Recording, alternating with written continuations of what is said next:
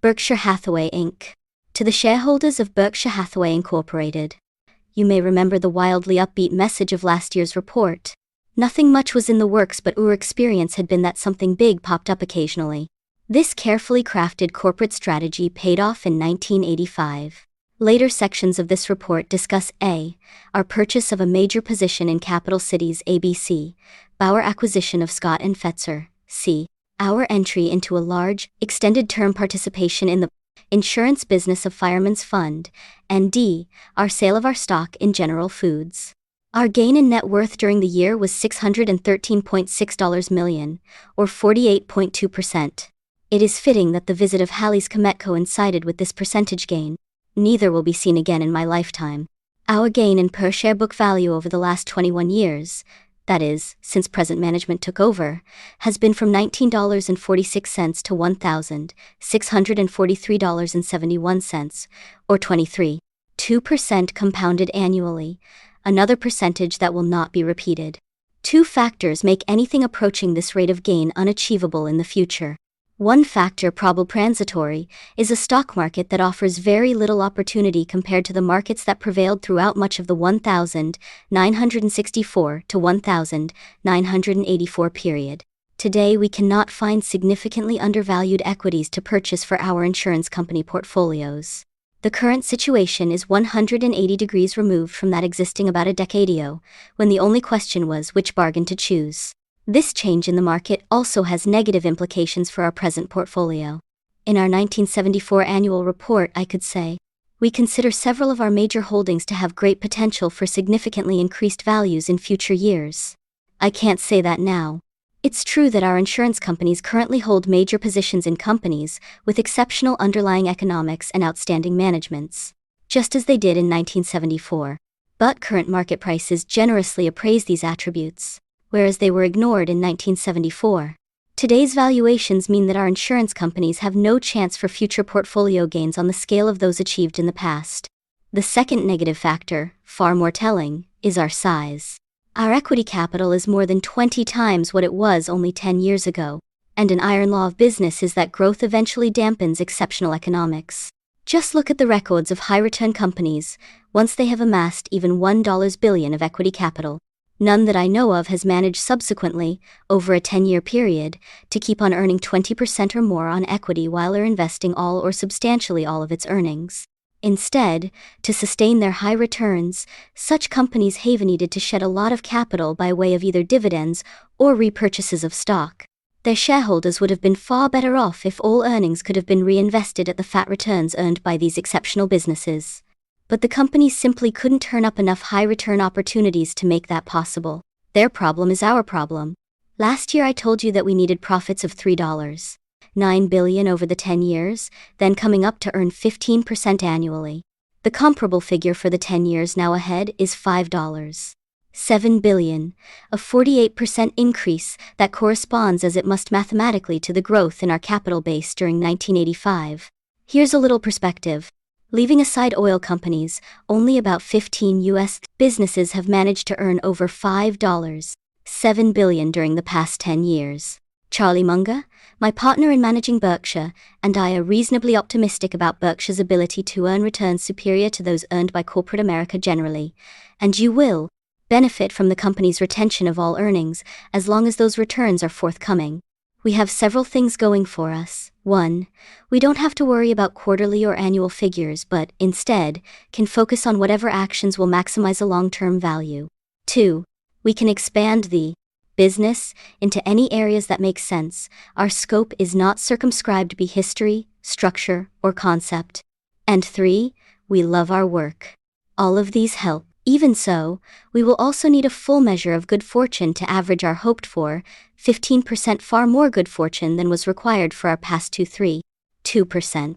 We need to mention one further item in the investment equation that could affect recent purchasers of our stock. Historically, Berkshire shares have sold modestly below intrinsic business value.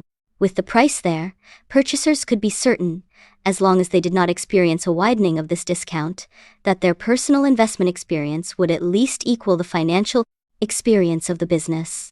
But recently the discount has disappeared, and occasionally a modest premium has prevailed. The elimination of the discount means that Berkshire's market value increased even faster than business value, which itself grew at a pleasing pace. That was good news for any owner holding while that move took place, but it is bad news for the new or prospective owner. If the financial experience of new owners of Berkshire is merely to match the future financial experience of the company, any premium of market value over intrinsic business value that they pay must be maintained. Management cannot determine market prices, although it can, by its disclosures and policies, encourage rational behavior by market participants. My own preference, as perhaps you'd guess, is for a market price that consistently approximates business value. Given that relationship, all owners prosper precisely as the business prospers during their period of ownership. Wild swings in market prices far above and below business value do not change the final gains for owners in aggregate. In the end, investor gains must equal business gains. But long periods of substantial undervaluation or overvaluation will cause the gains of the business to be inequitably distributed among various owners, with the investment result of any given owner largely depending upon how lucky, shrewd, or foolish he happens to be. Over the long term, there has been a more consistent relationship between Berkshire's market value and business value than has existed for any other publicly traded equity with which I am familiar. This is a tribute to you. Because you have been rational, interested, and investment-oriented, the market price for Berkshire stock has almost always been sensible. This unusual result has been achieved by a shareholder group with unusual demographics. Virtually all of our shareholders are individuals, not institutions. No other public company our size can claim the same. You might think that institutions, with their large staffs of highly paid and experienced investment professionals, would be a force for stability and reason in financial markets. They are not. Stocks heavily owned and constantly monitored by institutions have often been among the most inappropriately valued. Ben Graham told a story 40 years ago that illustrates why investment professionals behave as they do. An oil prospector, moving to his heavenly reward, was met by Street Peter with bad news. "You're qualified for residence," said Street Peter, "but, as you can see, the compound reserved for oilmen is packed. There's no way to squeeze you in." After thinking a moment, the prospector asked if he might say just 4 words to the present occupants. That seemed harmless to Street Peter, so the prospector cupped his hands and yelled, "Oil discovered in hell." Immediately the gate to the compound opened and all of the oilmen marched out to head for the nether regions. Impressed, Street Peter invited the prospector to move in and make himself comfortable. The prospector paused. "No," he said, "I think I'll go along with the rest of the boys. There might be some truth to that rumor after all." Sources of reported earnings. The table on the next page shows the major sources of Berkshire's reported earnings. These numbers, along with far more detailed subsegment numbers, are the ones that Charlie and I focus upon. We do not find consolidated figures and aid in either managing or evaluating Berkshire, and in fact, never prepare them for internal use. Segment information is equally essential for investors wanting to know what is going on in a multi-line business. Corporate managers always have insisted upon such information before making acquisition decisions, but, until a few years ago, seldom made it available to investors faced with acquisition and disposition decisions of their own. Instead, when owners wishing to understand the economic realities of their business asked for data, managers usually gave them a "we can tell you what is going on, because it would hurt the company" answer. Ultimately, the SEC ordered disclosure of segment data and management began supplying real answers. The change in their behavior recalls an insight of Al Capone. You can get much further with a kind word and a gun than you can with a kind word alone. In the table, amortization of goodwill is not charged against the specific businesses, but, for reasons outlined in the appendix to my letter in the 1983 annual report, is aggregated as a separate item. A compendium of the 1977-1984 letters is available upon request. In the business segment data and management's discussion sections on pages 39 to 41 and 49 to 55, much additional information regarding our businesses is provided, included goodwill and goodwill amortization figures for each of the segments.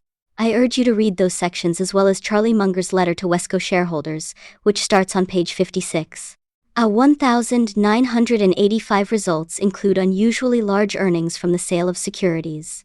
This fact, in itself, does not mean that we had a particularly good year, though of course we did. Security profits in a given year bear similarities to a college graduation ceremony in which the knowledge gained over 4 years is recognized on a day when nothing further is learned. We may hold a stock for a decade or more, and during that period, it may grow quite consistently in both business and market value. In the year in which we finally sell it, there may be no increase in value, or there may even be a decrease. But all growth in value since purchase will be reflected in the accounting earnings of the year of sale. If the stock owned is in our insurance subsidiaries, however, any gain or loss in market value will be reflected in net worth annually. Thus, reported capital gains or losses in any given year are meaningless as a measure of how well we have done in the current year. A large portion of the realized gain in $1,985,338 million pre-tax out of a total of $488 million came about through the sale of our General Foods shares. We held most of these shares since 1980, when we had purchased them at a price far below what we felt was their per-share business value. Year by year, the managerial efforts of Jim Ferguson and Phil Smith substantially increased General Foods' business value and, last fall, Philip Morris made an offer for the company that reflected the increase. We thus benefited from 4 factors: a bargain purchase price, a business with fine underlying economics, an able management concentrating on the interests of shareholders, and a buyer willing to pay full business value. While that last factor is the only one that produces reported earnings, we consider identification of the first 3 to be the key to building value for Berkshire shareholders. In selecting common stocks, we devote our attention to attractive purchases, not to the possibility of attractive sales. We have again reported substantial income from special distributions, this year from Washington Post and General Foods. The General Foods transactions obviously took place well before the Philip Morris offer.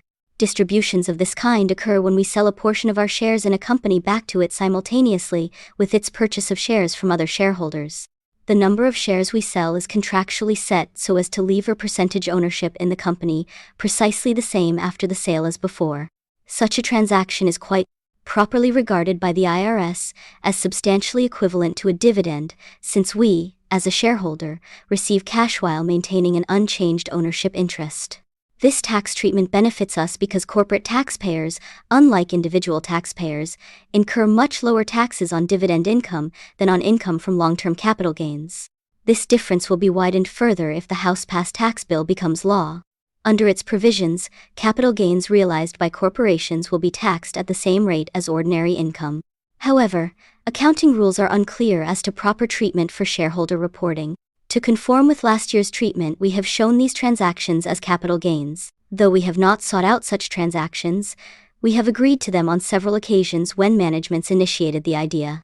In each case, we have felt that non-selling shareholders, all of whom had an opportunity to sell at the same price we received, benefited because the companies made their repurchases at prices below intrinsic business value. The tax advantages we receive and our wish to cooperate with managements that are increasing values for all shareholders have sometimes led us to sell, but only to the extent that our proportional share of the business was undiminished. At this point, we usually turn to a discussion of some of our major business units. Before doing so, however, we should first look at a failure at one of our smaller businesses. Our vice chairman, Charlie Munger, has always emphasized the study of mistakes rather than successes, both in business and other aspects of life. He does so in the spirit of the man who said, "All I want to know is where I'm going to die, so I'll never go there." You'll immediately see why we make a good team. Charlie likes to study errors, and I have generated ample material for him, particularly in our textile and insurance businesses. Shutdown of textile business. In July, we decided to close our textile operation, and by year-end this unpleasant job was largely completed. The history of this business is instructive.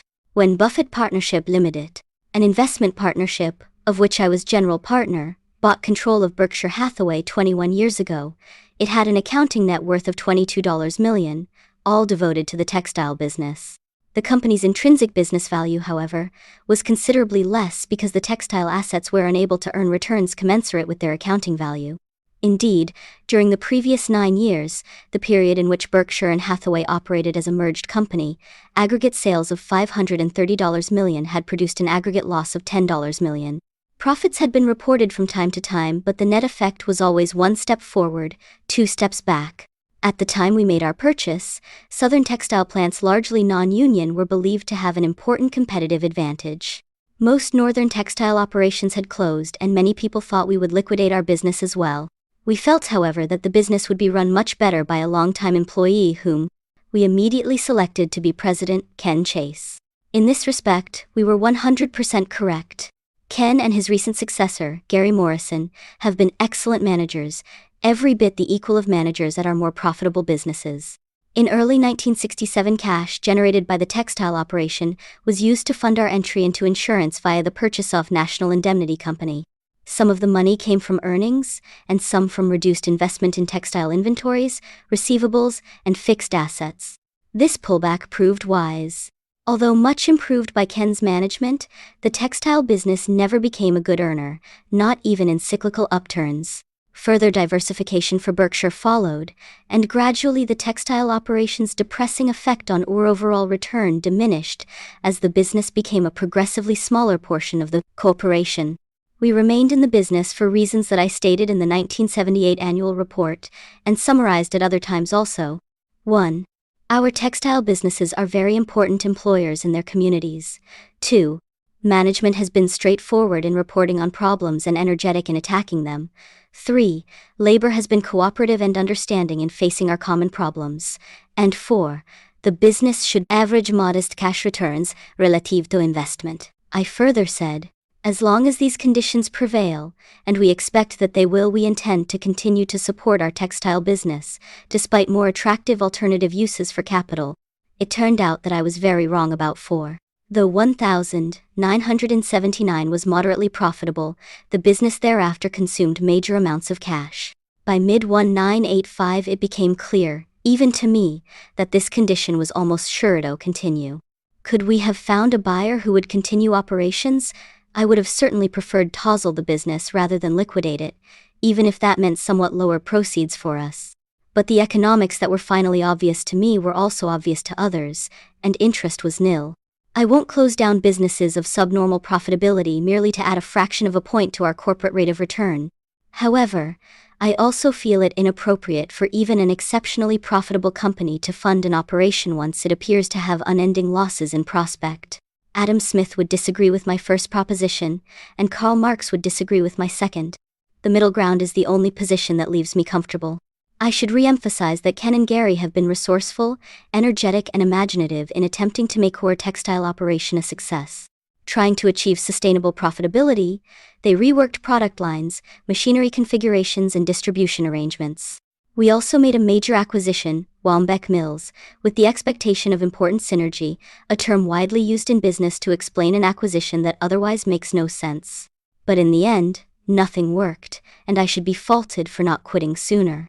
A recent Businessweek article stated that 250 textile mills have closed since 1980. Their owners were not privy to any information that was unknown to me. They simply processed it more objectively. I ignored Comte's advice. The intellect should be the servant of the heart, but not its slave, and believed what I preferred to believe. The domestic textile industry operates in a commodity business, competing in a world market in which substantial excess capacity exists.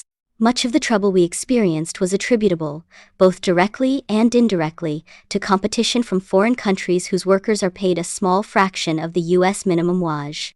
But that in no way means that our labor force deserves any blame for our closing. In fact, in comparison with employees of American industry generally, our workers were poorly paid, as has been the case throughout the textile business. In contract negotiations, union leaders and members were sensitive to our disadvantageous cost position and did not push for unrealistic wage increases or unproductive work practices. To the contrary, they tried just as hard as we did to keep us competitive. Even during our liquidation period, they performed superbly. Ironically, we would have been better off financially if our union had behaved unreasonably some years ago.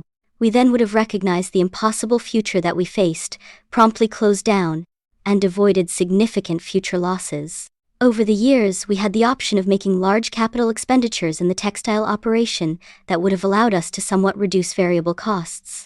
Each proposal to do so looked like an immediate winner. Measured by standard return on investment tests, in fact, these proposals usually promised greater economic benefits than would have resulted from comparable expenditures in our highly profitable candy and newspaper businesses. But the promised benefits from these textile investments were illusory. Many of our competitors, both domestic and foreign, were stepping up to the same kind of expenditures, and, once enough companies did so, their reduced costs became the baseline for reduced prices. Industrivida. Viewed individually, each company's capital investment decision appeared cost-effective and rational. Viewed collectively, the decisions neutralized each other and were irrational. Just as happens when each person watching a parade decides he can see a little better if he stands on tiptoes. After each round of investment, all the players had more money in the game and returns remained anemic. Thus, we faced a miserable choice. Huge capital investment would have helped to keep our textile business alive, but would have left us with terrible returns on ever-growing amounts of capital. After the investment, moreover, the foreign competition would still have retained a major, continuing advantage in labor costs. A refusal to invest, however, would make us increasingly non-competitive, even measured against domestic textile manufacturers. I always thought myself in the position described by Woody Allen in one of his movies. More than any other time in history, mankind faces a crossroads.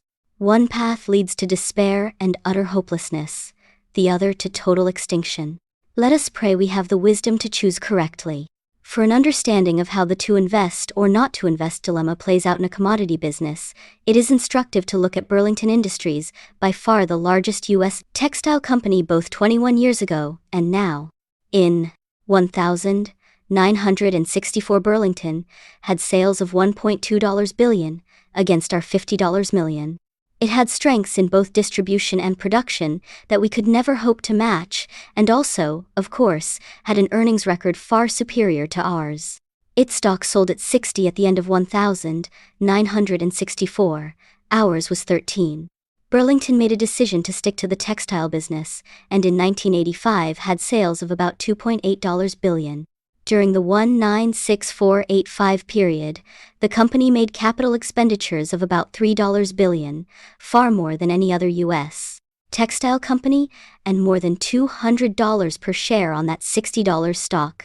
A very large part of the expenditures, I am sure, was devoted to cost improvement and expansion. Given Burlington's basic commitment to stay in textiles, I would also surmise that the company's capital decisions were quite rational. Nevertheless, Burlington has lost sales volume in real dollars, and has far lower returns on sales and equity now than 20 years ago.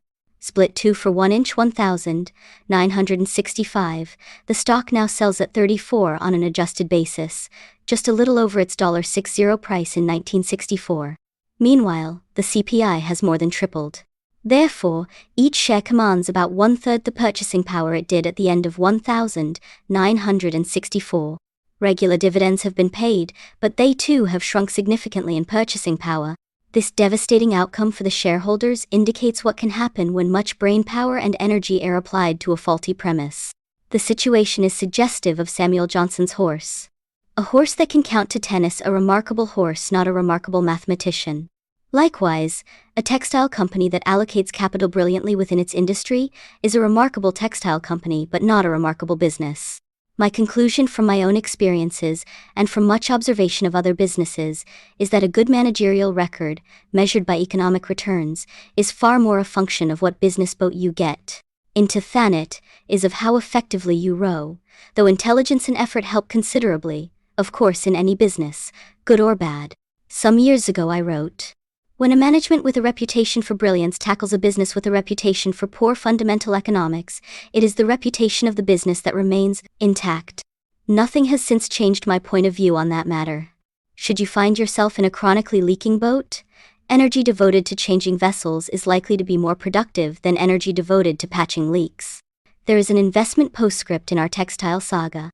Some investors weight book value heavily in their stock buying decisions, as I, in my early years, did myself.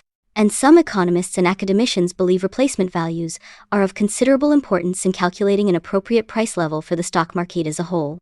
Those of both persuasions would have received an education at the auction we held in early 1986 to dispose of our textile machinery. The equipment sold, including some disposed of in the few months prior to the auction, took up about 750,000 square feet of factory space in New Bedford and was eminently usable. It originally cost us about $13 million, including $2 million spent in 1980 to 84, and had a current book value of $866,000 after accelerated depreciation. Though no sane management would have made the investment, the equipment could have been replaced new for perhaps $30, $50 million. Gross proceeds from our sale of this equipment came to $163,122. Allowing for necessary pre- and post-sale costs, our net was less than zero. Relatively modern looms that we bought for $5,000 apiece in 1981 found no takers at $50. We finally sold them for scrap at $26 each, a sum less than removal costs. Ponder this. The economic goodwill attributable to 2 paper routes in Buffalo, or a single See's candy store, considerably exceeds the proceeds we received from this massive collection of tangible assets that not too many years ago, under different competitive conditions, was able to employ over 1,000 people. 3 very good businesses. And a few thoughts about incentive compensation. When I was 12, I lived with my grandfather for about 4 months. A grocer by trade, he was also working on a book, and each night he dictated a few pages to me. The title, brace yourself, was How to Run a Grocery Store and a Few Things I Have Learned About Fishing. My grandfather was sure that interest in these 2 subjects was universal and that the world awaited his views. You may conclude from this section's title and contents that I was overexposed to Grandpa's literary style and personality. I am merging the discussion of Nebraska Furniture Mart, See's Candy Shops, and Buffalo Evening News here because the economic strengths, weaknesses, and prospects of these businesses have changed little since I reported to you a year ago. The shortness of this discussion, however, is in no way meant to minimize the importance of these businesses to us. In 1985, they earned an aggregate of $72 million pre-tax. 15 years ago, before we had acquired any of them, their aggregate earnings were about $8 million pre-tax. While an increase in earnings from $8 million to $72 million sounds terrific, and usually is, you should not automatically assume that to be the case. You must first make sure that earnings were not severely depressed in the base year.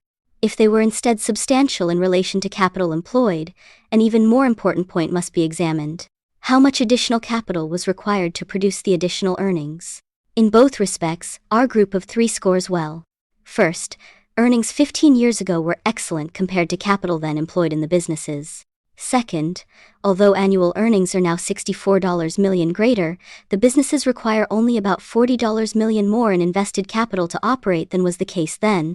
The dramatic growth in earning power of these 3 businesses, accompanied by their need for only minor amounts of capital, illustrates very well the power of economic goodwill during an inflationary period, a phenomenon explained in detail in the 1983 annual report.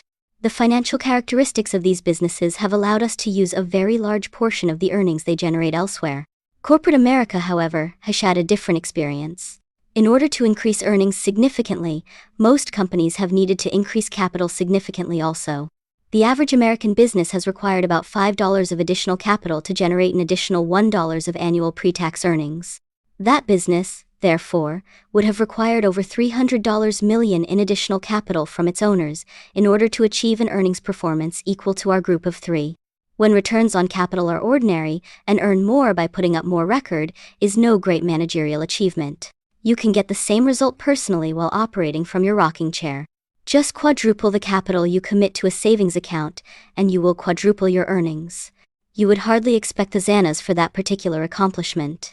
Yet, retirement announcements regularly sing the praises of CEOs who have, say, quadrupled earnings of their widget company during their reign, with no one examining whether this gain was attributable simply to many years of retained earnings and the workings of compound interest.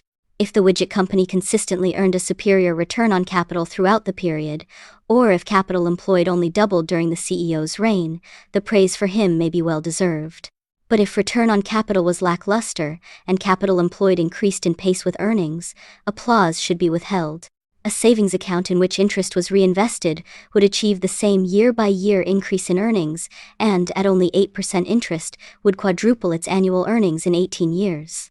The power of this simple math is often ignored by companies to the detriment of their shareholders.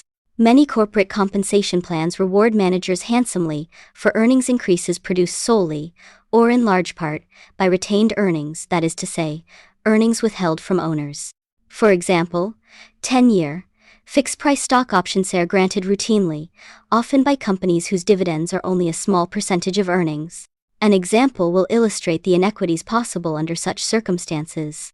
Let's suppose that you had a $100,000 savings account, earning 8% interest, and managed by a trustee who could decide each year what portion of the interest you were to be paid in cash. Interest not paid out would be retained earnings added to the savings account to compound.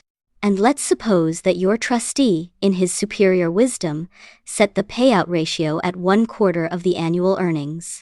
Under these assumptions, your account would be worth $179,084 at the end of 10 years. Additionally, your annual earnings would have increased about 70% from $8,000 to $13,515 under this inspired management. And finally, your dividends would have increased commensurately, rising regularly from $2,000 in the first year to $3,378 the 10th year. Each year, when your manager's public relations firm prepared his annual report to you, all of the charts would have had lines marching skyward. Now, just for fun, let's push our scenario one notch further and give your trustee manager a 10-year fixed price option on part of your business. That is to say, your savings account based on its fair value in the first year. With such an option, your manager would reap a substantial profit at your expense, just from having held on to most of your earnings. If he were both Machiavellian and a bit of a mathematician, your manager might also have cut the payout ratio once he was firmly entrenched. This scenario is not as far-fetched as you might think. Many stock options in the corporate world have worked in exactly that fashion. They have gained in value simply because management retained earnings, not because it did well with the capital in its hands. Managers actually apply a double standard to options. Leaving aside warrants, which deliver the issuing corporation immediate and substantial compensation, I believe it is fair to say that nowhere in the business world are 10-year fixed-price options on all or a portion of a business granted to outsiders. 10 months, in fact, would be regarded as extreme. It would be particularly unthinkable for managers to grant a long-term option on a business that was regularly adding to its capital. Any outsider wanting to secure such an option would be required to pay fully for capital added during the option period.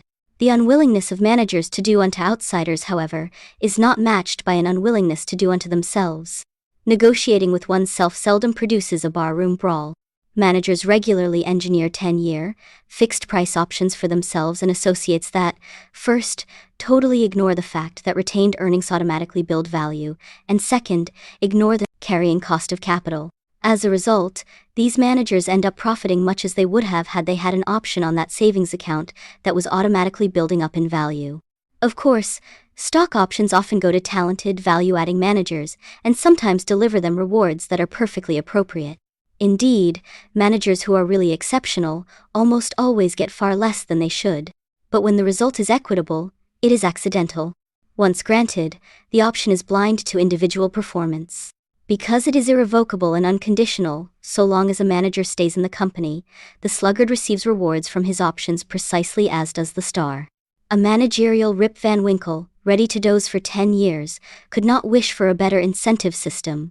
I can't resist commenting on one long-term option given an outsider, that granted the U.S. government on Chrysler shares as partial consideration for the government's guarantee of some life-saving loans. When these options worked out well for the government, Chrysler sought to modify the payoff, arguing that the rewards to the government were both far greater than intended and outsized in relation to its contribution to Chrysler's recovery. The company's anguish over what it saw as an imbalance between payoff and performance made national news. That anguish may well be unique. To my knowledge, no managers anywhere have been similarly offended by unwarranted payoffs arising from options granted to themselves or their colleagues. Ironically, the rhetoric about options frequently describes them as desirable because they put managers and donors in the same financial boat. In reality, the boats are far different. No owner has ever escaped the burden of capital costs, whereas a holder of a fixed-price option bears no capital costs at all. An owner must weigh upside potential against downside risk. An option holder has no downside. In fact, the business project in which you would wish to have an option frequently is a project in which you would reject ownership. I'll be happy to accept a lottery ticket as a gift, but I'll never buy one. In dividend policy also, the option holder's interests are best served by a policy that may ill serve the owner. Think back to the savings account example. The trustee holding his option would benefit from a no-dividend policy. Conversely, the owner of the account should lean to a total payout so that he can prevent the option-holding manager from sharing in the account's retained earnings. Despite their shortcomings, options can be appropriate under some circumstances. My criticism relates to their indiscriminate use, and, in that connection, I would like to emphasize 3 points. First, stock options are inevitably tied to the overall performance of a corporation. Logically, therefore, they should be awarded only to those managers with overall responsibility. Managers with limited areas of responsibility should have incentives that pay off in relation to results under their control. The 350 hitter expects, and also deserves, a big payoff for his performance even if he plays for a cellar-dwelling team. The 150 hitter should get no reward even if he plays for a pennant winner. Only those with over-responsibility for the team should have their rewards tied to its results.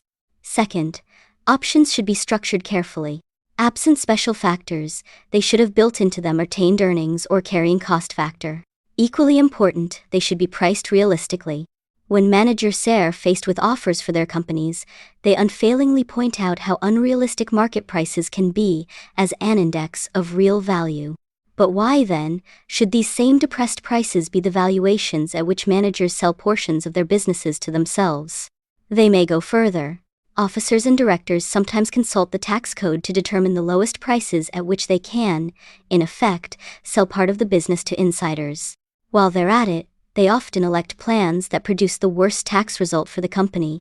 Except in highly unusual cases, owners are not well served by the sale of part of their business at a bargain price, whether the sale is to outsiders or to insiders. The obvious conclusion: options should be priced at true business value. Third, I want to emphasize that some managers whom I admire enormously and whose operating records are far better than mine disagree with me regarding fixed-price options. They have built corporate cultures that work, and fixed-price options have been a tool that helped them. By their leadership and example, and by the use of options as incentives, these managers have taught their colleagues to think like owners. Such a culture is rare and, when it exists, should perhaps be left intact, despite inefficiencies and inequities that may infest the option program. If it ain't broke, don't fix it, is preferable to purity at any price. At Berkshire, however, we use an incentive compensation system that rewards key managers for meeting targets in their own bailiwicks. If See's does well, that does not produce incentive compensation at the news, nor vice versa. Neither do we look at the price of Berkshire stock when we write bonus checks. We believe good unit performance should be rewarded whether Berkshire stock rises, falls, or stays even. Similarly, we think average performance should earn no special rewards even if our stock should soar.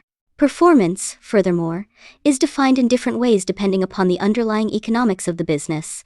In some, our managers enjoy tailwinds not of their own making; in others they fight unavoidable headwinds. The rewards that go with this system can be large.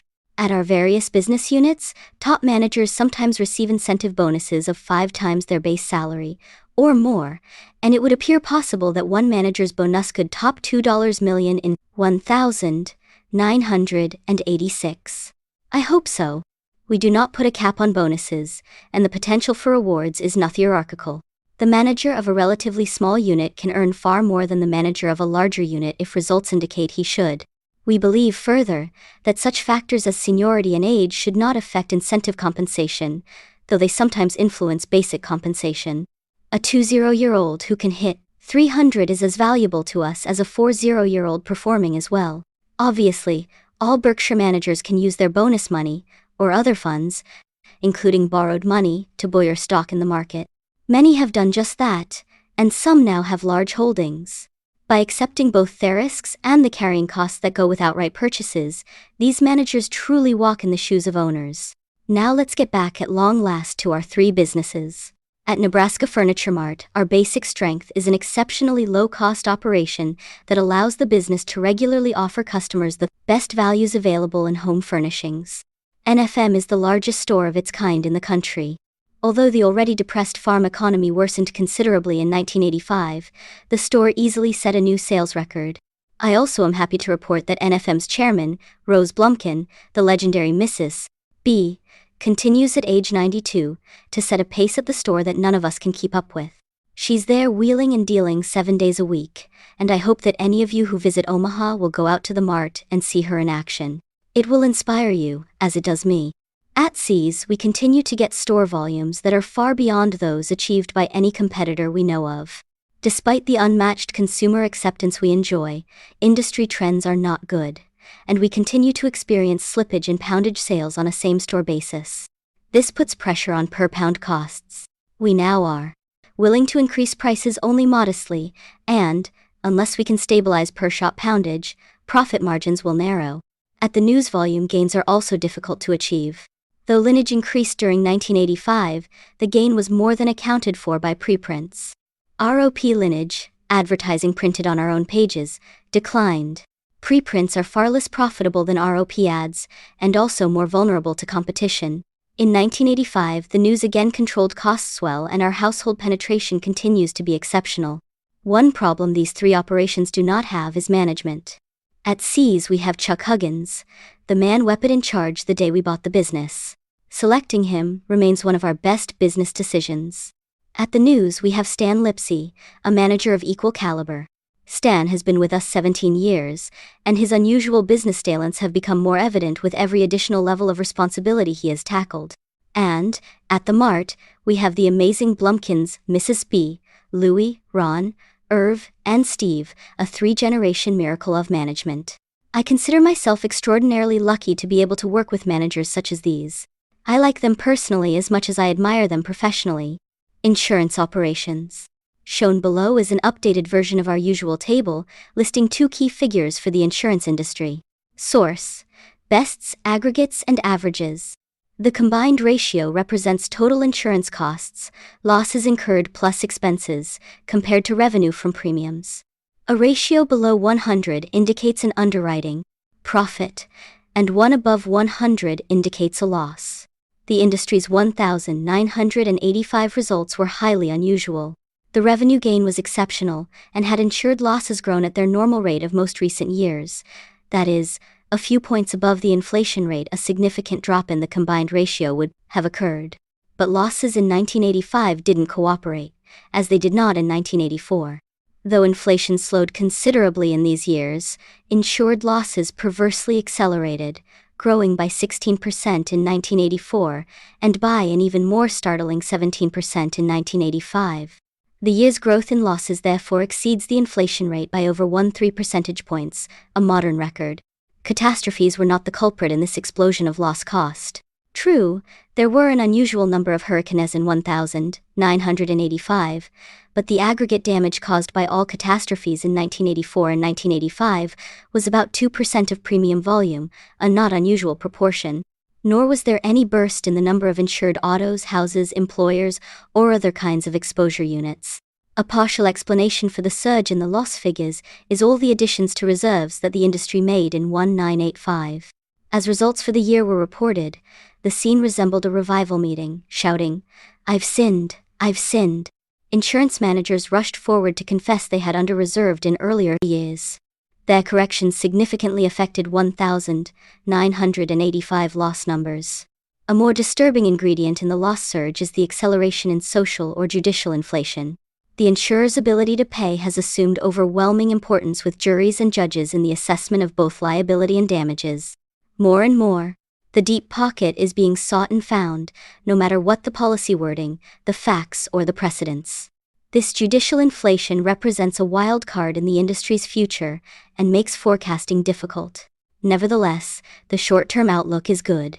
Premium growth improved as 1,985 went along. Quarterly gains were an estimated 15%, 19%, 24%, and 22%, and, barring a super catastrophe, the industry's combined ratio should fall sharply in 1986.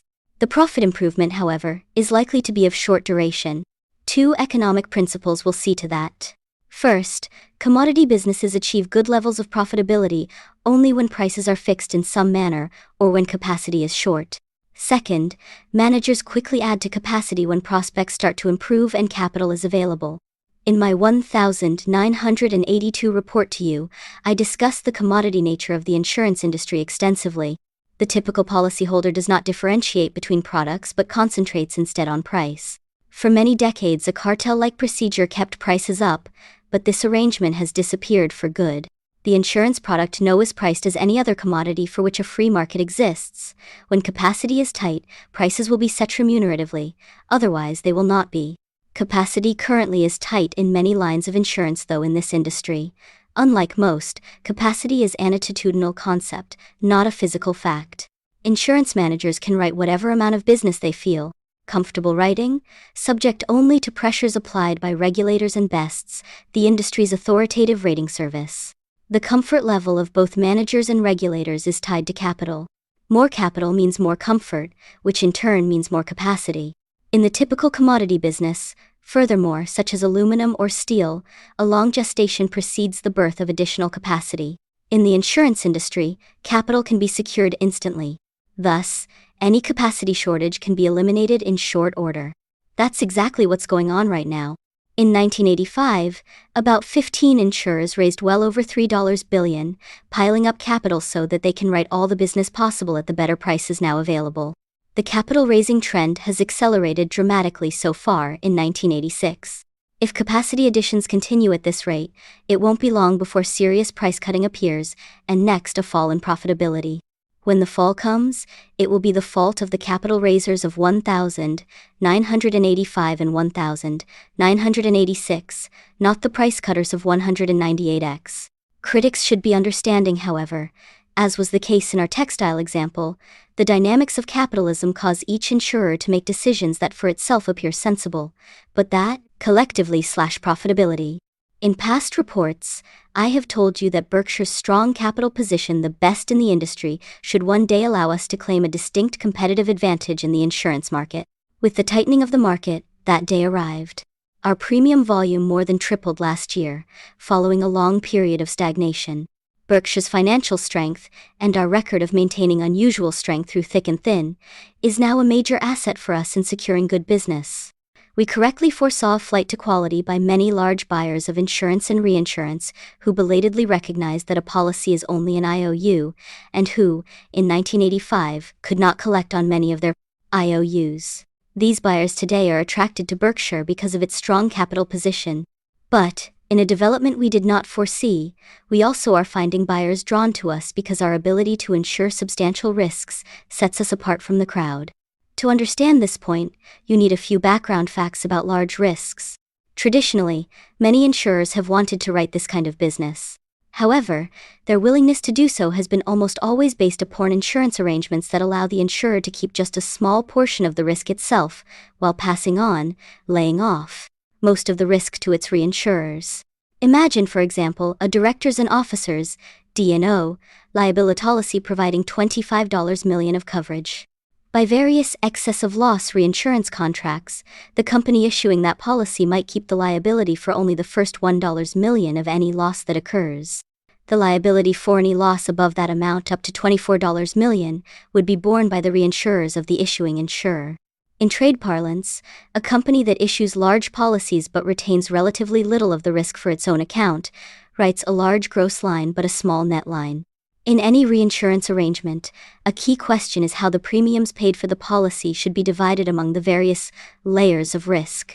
In our D&O policy, for example, what part of the premium received should be kept by the issuing company to compensate it fairly for taking the first $1 million of risk, and how much should be passed on to the reinsurers to compensate them fairly for taking the risk between $1 million and $25 million? One way to solve this problem might be deemed the Patrick Henry approach.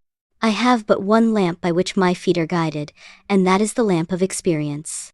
In other words, how much of the total premium would reinsurers have needed in the past to compensate them fairly for the losses they actually had to bear? Unfortunately, the lamp of experience has always provided imperfect illumination for reinsurers because so much of their business is long tail, meaning it takes many years before they know what their losses are. Lately, however, the light has not only been dim, but also grossly misleading in the images it has revealed. That is, the court's tendency to grant awards that are both huge and lacking in precedent makes reinsurers' usual extrapolations or inferences from past data a formula for disaster. Out with Patrick Henry, and in with Pogo. The future ain't what it used to be. The burgeoning uncertainties of the business, coupled with the entry into reinsurance of many unsophisticated participants, worked in recent years in favor of issuing companies writing a small net line. They were able to keep a far greater percentage of the premiums than the risk. By doing so, the issuing companies sometimes made money on business that was distinctly unprofitable for the issuing and reinsuring companies combined. This result was not necessarily by intent. Issuing companies generally knew no more than reinsurers did about the ultimate costs that would be experienced at higher layers of risk. Inequities of this sort have been particularly pronounced in lines of insurance in which much change was occurring and losses were soaring. For example, professional malpractice, D.O., products liability, etc.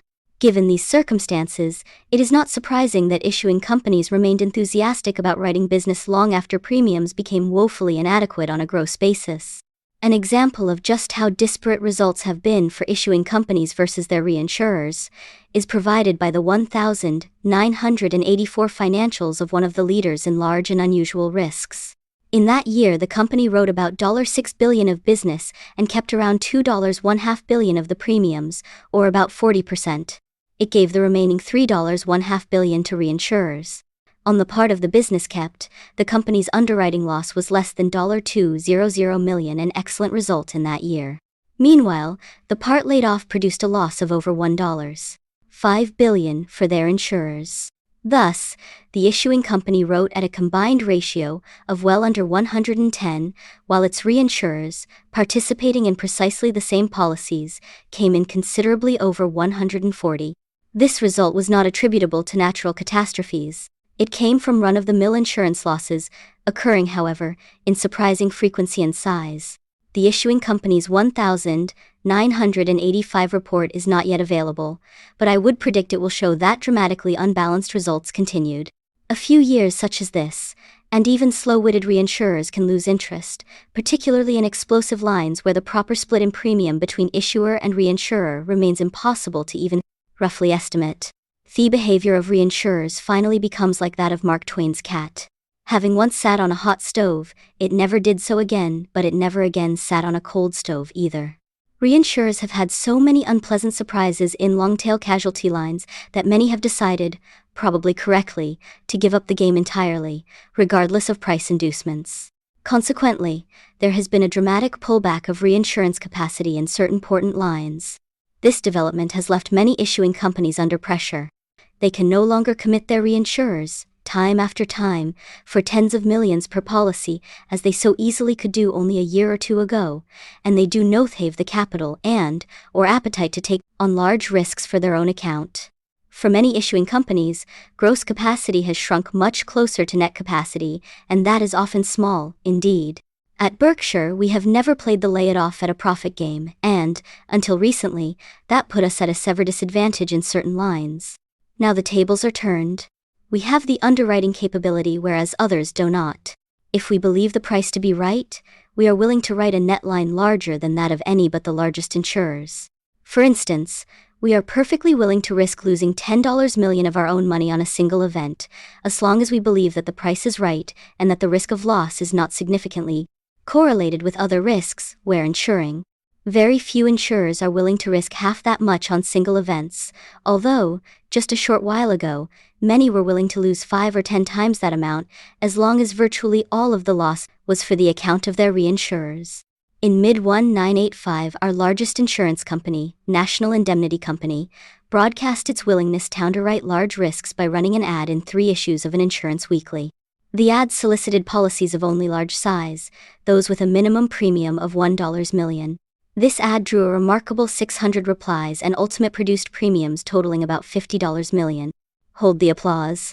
It's all long-tail business, and it will be at least 5 years before we know whether this marketing success was also an underwriting success. Today, our insurance subsidiaries continue to be sought out by brokers searching for large net capacity. As I have said, this period of tightness will pass.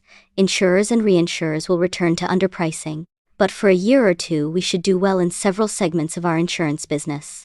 Mike Goldberg has made many important improvements in the operation, prior mismanagement by your chairman having provided him ample opportunity to do so. He has been particularly successful recently in hiring young managers with excellent potential. They will have a chance to show their stuff in 1986. Our combined ratio has improved from 134 inches 1,984 to 111 inches 1,985 but continues to reflect past misdeeds. Last year I told you of the major mistakes I had made in loss reserving, and promised I would update you annually on loss development figures. Naturally, I made this promise thinking my future record would be much improved. So far this has not been the case. Details on last year's loss development are on pages 50 to 52. They reveal significant under-reserving at the end of 1984, as they did in the several years preceding. The only bright spot in this picture is that virtually all of the under-reserving revealed in 1984 occurred in their insurance area, and there, in very large part, in a few contracts that were discontinued several years ago. This explanation, however, recalls all too well a story told me many years ago by the then chairman of General Reinsurance Company. He said that every year his managers told him that, except for the Florida hurricane, or except for Midwestern tornadoes, they would have had a terrific year. Finally, he called the group together and suggested that they form a new operation, the Except for Insurance Company, in which they would henceforth place all of the business that they later wouldn't want to count. In any business, insurance or otherwise, except for, should be excised from the lexicon. If you are going to play the game, you must count the runs scored against you in all 9 innings. Any manager who consistently says except for, and then reports on the lessons he has learned from his mistakes, may be missing the only important lesson, namely, that the real mistake is not the act, but the actor. Inevitably, of course, business errors will occur, and the wise manager will try to find the proper lessons in them. But the trick is to learn most lessons from the experiences of others. Managers who have learned much from personal experience in the past usually are destined to learn much from personal experience in the future. Geico, 38% owned by Berkshire, reported an excellent year in 1,985 inches premium growth and investment results, but a poor year by its lofty standards in underwriting. Private passenger auto and homeowners insurance were the only important lines in the industry, whose results deteriorated significantly during the year. Geico did not escape the trend, although its record was far better than that of virtually all its major competitors. Jack Byrne left Geico at mid-year to head Fireman's Fund, leaving behind Bill Snyder as chairman and Lou Simpson as vice chairman. Jack's performance in reviving Geico from near bankruptcy was truly extraordinary, and his work resulted in enormous gains for Berkshire. We owe him a great deal for that. We are equally indebted to Jack for an achievement that eludes most outstanding leaders. He found managers to succeed him who have talents as valuable as his own. By his skill in identifying, attracting and developing Bill and Lou, Jack extended the benefits of his managerial stewardship well beyond his tenure. Fireman's Fund. Quota share contract. Never one to let go of a meal ticket, we have followed Jack Byrne to Fireman's Fund, FFIC, where he is chairman and CEO of the holding company. On the 1st of September 1985, we became a 7% participant in all of the business in force of the FFIC group, with the exception of reinsurance they write for unaffiliated companies. Our contract runs for 4 years, and provides that our losses and costs will be proportionate to theirs throughout the contract period. If there is no extension, we will thereafter have no participation in any ongoing business. However, for a great many years in the future, we will be reimbursing FFIC for our 7% of the losses that occurred in the 1st of September 1985 August 31, 1989 period. Under the contract, FFIC remits premiums to us promptly, and we reimburse FFIC promptly for expenses and losses it has paid. Thus, funds generated by our share of the business are held by us for investment. As part of the deal, I'm available to FFIC for consultation about general investment strategy. I'm not involved, however, in specific investment decisions of FFIC, nor is Berkshire involved in any aspect of the company's underwriting activities. Currently, FFIC is doing about $3 billion of business, and it will probably do more as rates rise.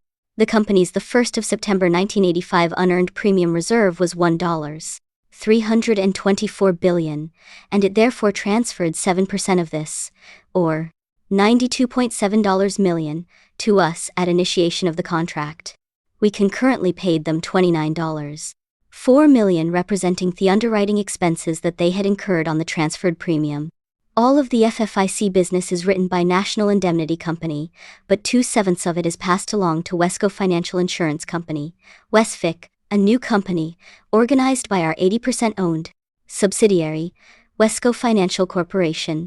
Charlie Munger has some interesting comments about WESFIC and the reinsurance business on pages 60 to 62. To the insurance segment tables on page 41, we have added a new line, labeled Major Quota Share Contracts. The 1,985 results of the FFIC contract are reported there, though the newness of the arrangement makes these results only very rough approximations. After the end of the year, we secured another quota share contract, whose 1,986 volume should be over $50 million. We hope to develop more of this business, and industry conditions suggest that we could. A significant number of companies are generating more business than they themselves can prudently handle. Our financial strength makes us an attractive partner for such companies. Marketable securities. We show below our 1,985 year-end net holdings in marketable equities. All positions with a market value over $25 million are listed, and the interests attributable to minority shareholders of Wesco and Nebraska Furniture Mart are excluded. We mentioned earlier that in the past decade, the investment environment has changed from one in which great businesses were totally unappreciated to one in which they are appropriately recognized. The Washington Post Company, WPC, provides an excellent example. We bought all of our WPC holdings in mid-1973 at a price of not more than 1/4 of the then per-share business value of the enterprise. Calculating the price-value ratio required no unusual insights. Most security analysts, media brokers, and media executives would have estimated WPC's intrinsic business value at $400 to $500 million, just as we did. And its $100 million stock market valuation was published daily for all to see. Our advantage, rather, was attitude. We had learned from Ben Graham that the key to successful investing was the purchase of shares in good businesses when market prices were at a large discount from underlying business values. Most institutional investors in the early 1970s, on the other hand, regarded business value as of only minor relevance when they were deciding the prices at which they would buy or sell. This now seems hard to believe. However, these institutions were then under the spell of academics at prestigious business schools who were preaching a newly fashioned theory. The stock market was totally efficient, and therefore, calculations of business value and even thought itself were of no importance in investment activities. We are enormously indebted to those academics. What could be more advantageous in an intellectual contest, whether it be bridge, chess, or stock selection, than to have opponents who have been taught that thinking is a waste of energy? Through 1973 and 1974, WPC continued to do fine as a business, and intrinsic value grew. Nevertheless, by year-end 1974, our WPC holding showed a loss of about 25%, with market value at $8 million against our cost of $10.6 million.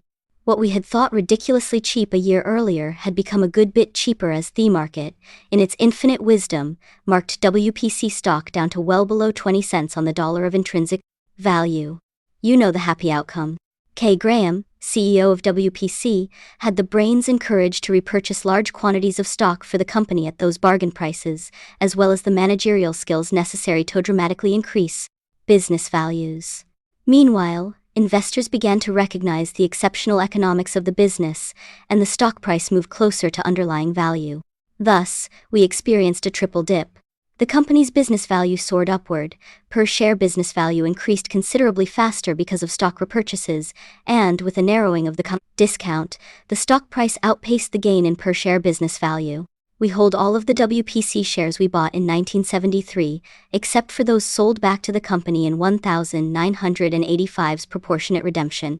Proceeds from the redemption, plus year-end market value of our holdings. Total, $2.1 million. If we had invested our $10.6 million in any of a half-dozen media companies that were investment favorites in mid-1973, the value of our holdings at year-end would have been in the area of $60 million. Our gain would have far exceeded the gain in the general market, an outcome reflecting the exceptional economics of the media business.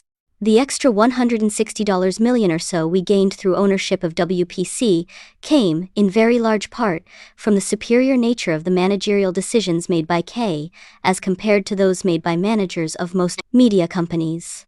Her stunning business success has in large part gone unreported, but among Berkshire shareholders it should not go unappreciated. Our Capital Cities purchase, described in the next section, required me to leave the WPC board early in 1986. But we intend to hold indefinitely whatever WPC stock FCC rules allow us to. We expect WPC's business values to grow at a reasonable rate, and we know that management is both able and shareholder-oriented. However, the market now values the company at over $1.8 billion. And there is no way that the value can progress from that level at a rate anywhere close to the rate possible when the company's valuation was only $100 million. Because market prices have also been bid up for our other holdings, we face the same vastly reduced potential throughout our portfolio. You will notice that we had a significant holding in Beatrice Companies at year-end. This is a short-term arbitrage holding in effect, a parking place for money, though not a totally safe one, since deals sometimes fall through and create substantial losses. We sometimes enter the arbitrage field when we have more money than ideas, but only to participate in announced mergers and sales. We would be a lot happier if the funds currently employed on this short-term basis found a long-term home. At the moment, however, prospects are bleak. At year-end, our insurance subsidiaries had about $400 million in tax-exempt bonds, of which $194 million at amortized cost were issues of Washington Public Power Supply System, WPPSS, Projects 1, 2, and 3. One discussed this position fully last year, and explained why we would not disclose further purchases or sales until well after the fact, adhering to the policy we follow on stocks. Our unrealized gain on the WPPSS bonds 8-year-end was $62 million, perhaps one-third arising from the upward movement of bonds generally, and the remainder from a more positive investor view toward WPPSS 1, 2, and 3 seconds. Annual tax-exempt income from our WPPSS issues is about $30 million. Capital Cities, ABC, Incorporated. Right after year-end, Berkshire purchased 3 million shares of Capital Cities, ABC, Incorporated, Cap Cities, at $172.50 per share, the market price of such shares at the time the commitment was made early in March 1985. I've been on record for many years about the management of Cap Cities. I think it is the best of any publicly owned company in the country. And Tom Murphy and Dan Burke are not only great managers, they are precisely the sort of fellows that you would want your daughter to marry. It is a privilege to be associated with them, and also a lot of fun, as any of you who know them will understand. Our purchase of stock helped Cap Cities finance the $3.5 billion acquisition of American broadcasting companies. For Cap Cities, ABC is a major undertaking whose economics are likely to be unexciting over the next few years. This bothers us not an iota. We can be very patient. No matter how great the talent or effort, some things just take time. You can't produce a baby in 1 month by getting 9 women pregnant. As evidence of our confidence, we have executed an unusual agreement. For an extended period, Tom, as CEO, or Dan, should he be CEO, votes our stock. This arrangement was initiated by Charlie and me, not by Tom. We also have restricted ourselves in various ways regarding sale of our shares. The object of these restrictions is to make sure that our block does not get sold to anyone who is a large holder, or intends to become a large holder, without the approval of management, an arrangement similar to ones we initiated some years ago at Geico and Washington Post. Since large blocks frequently command premium prices, some might think we have injured Berkshire financially by creating such restrictions. Our view is just the opposite. We feel the long-term economic prospects for these businesses, and, thus, for ourselves as owners are enhanced by the arrangements. With them in place, the first-class managers with whom we have aligned ourselves can focus their efforts entirely upon running the businesses and maximizing long-term values for owners. Certainly, this is much better than having those managers distracted by revolving door capitalists hoping to put the company in play. Of course, some managers place their own interests above those of the company and its owners, and deserve to be shaken up, but, in making investments, we try to steer clear of this type. Today, corporate instability is an inevitable consequence of widely diffused ownership of voting stock. At any time a major holder can surface, usually mouthing reassuring rhetoric, but frequently harboring uncivil intentions. By circumscribing our blocks of stock as we often do, we intend to promote stability where it otherwise might be lacking. That kind of certainty, combined with a good manager and a good business, provides excellent soil for a rich financial harvest. That's the economic case for our arrangements. The human side is just as important. We don't want managers we like and admire, and who have welcomed a major financial commitment by us to ever lose any sleep, wondering whether surprises might occur because of for large ownership.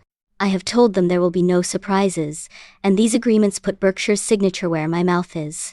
That signature also means the managers have a corporate commitment and therefore need not worry if my personal participation in Berkshire's affairs ends prematurely. a term I define as any age short of 3 digits. Our Cap Cities purchase was made at a full price, reflecting the very considerable enthusiasm for both media stocks and media properties that has developed in recent years, and that, in the case of some property purchases, has approached a mania. It's no field for bargains. However, our Cap Cities investment allies us with an exceptional combination of properties and people, and we like the opportunity to participate in size. Of course, some of you probably wonder why we are now buying Cap Cities at $172.50 per share, given that your chairman, in a characteristic burst of brilliance, sold Berkshire's holdings in the same company at $43 per share in 1978 to 80. Anticipating your question, I spent much of 1985 working on a snappy answer that would reconcile these acts. A little more time, please. Acquisition of Scott & Fetzer. Right after year-end we acquired the Scott & Fetzer Company, Scott Fetzer of Cleveland, for about $320 million. In addition, about $90 million of pre-existing Scott Fetzer debt remains in place. In the next section of this report, I describe the sort of businesses that we wish to buy for Berkshire. Scott Fetzer is a prototype, understandable, large, well-managed, a good earner. The company has sales of about $700 million derived from 17 businesses, many leaders in their fields. Return on invested capital is good to excellent for most of these businesses. Some well-known products are Kirby Home Care Systems, Campbell Hausfeld air compressors, and Wayne burners and water pumps. World Book, Incorporated, accounting for about 40% of Scott Fetzer's sales and a bit more of its income, is by far the company's largest operation. It also is by far the leader in its industry, selling more than twice as many encyclopedia sets annually as its nearest competitor. In fact, it sells more sets in the U.S. than its 4 biggest competitors combined. Charlie and I have a particular interest in the World Book operation because we regard its encyclopedia as something special. I've been a fan and user for 25 years, and now have grandchildren consulting the sets just as me children did. World Book is regularly rated the most useful encyclopedia by teachers, librarians, and consumer buying guides, yet it sells for less than any of its major competitors. Childcraft, another World Book Incorporated product, offers similar value. This combination of exceptional products and modest prices at World Book Incorporated helped make us willing to pay the price demanded for Scott Fetzer, despite declining results for many companies in the direct selling industry. An equal attraction at Scott Fetzer is Ralph Shea, its CEO for 9 years. When Ralph took charge, the company had 31 businesses, the result of an acquisition spree in the 1,960 seconds. He disposed of many that did not fit or had limited profit potential, but his focus on rationalizing the original potpourri was not so intense that he passed by World Book when it became available for purchase in 1978. Ralph's operating and capital allocation record is superb, and we are delighted to be associated with him. The history of the Scott Fetzer acquisition is interesting, marked by some zigs and zags before we became involved. The company had been an announced candidate for purchase since early 1984. A major investment banking firm spent many months canvassing scores of prospects, evoking interest from several. Finally, in mid-1985, a plan of sale, featuring heavy participation by an ESOP, employee stock ownership plan, was approved by shareholders.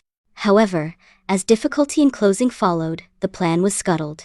I had followed this corporate odyssey through the newspapers. On October 10, well after the ESOP deal had fallen through, I wrote a short letter to Ralph, whom I did not know. I said we admired the company's record and asked if he might like to talk.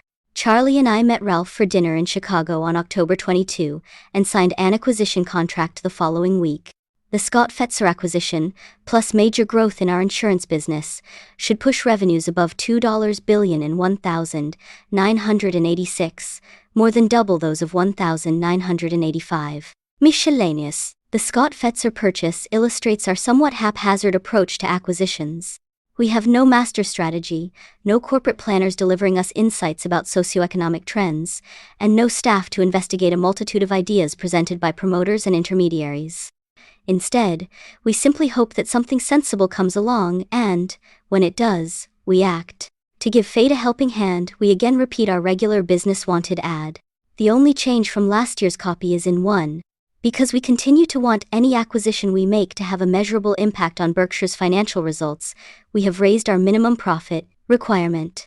Here's what we're looking for. 1. Large purchases, at least $10 million of after-tax earnings. 2. Demonstrated consistent earning power. Future projections are of little interest to us, nor are turnaround situations. 3. Businesses earning good returns on equity while employing little or no debt. 4. Management in place. We can't supply it. 5. Simple businesses. If there's lots of technology, we won't understand it. 6. An offering price. We don't want to waste our time or that of the seller by talking, even preliminarily, about a transaction when price is unknown. We will not engage in unfriendly takeovers. We can promise complete confidentiality and a very fast answer, customarily within 5 minutes, as to whether we're interested. We prefer to buy for cash, but will consider issuance of stock when we receive as much in intrinsic business value as we give. Indeed, following recent advances in the price of Berkshire stock, transactions involving stock issuance may be quite feasible. We invite potential sellers to check us out by contacting people with whom we have done business in the past. For the right business and the right people, we can provide a good home. On the other hand, we frequently get approached about acquisitions that don't come close to meeting our tests. New ventures, turnarounds, auction-like sales, and the ever-popular, among brokers, "I'm sure something will work out if you people get to know each other." None of these attracts us in the least. Besides being interested in the purchases of entire businesses as described above, we are also interested in the negotiated purchase of large, but not controlling, blocks of stock, as in our Cap Cities purchase. Such purchases appeal to us only when we are very comfortable with both the economics of the business and the ability and integrity of the people running the operation. We prefer large transactions.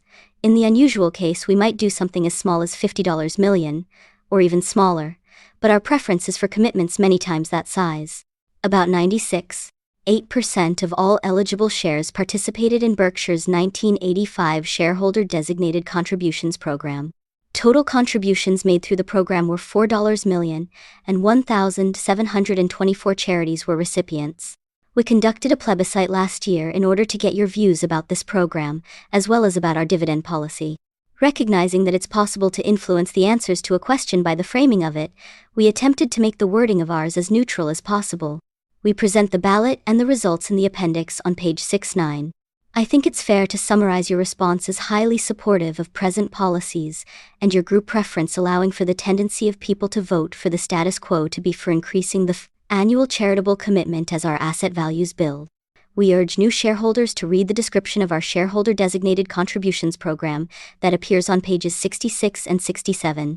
If you wish to participate in future programs, we strongly urge that you immediately make sure that your shares are registered in the name of the actual owner, not in street name or nominee name. Shares not so registered on the 30th of September 1986 will be ineligible for the 1986 program.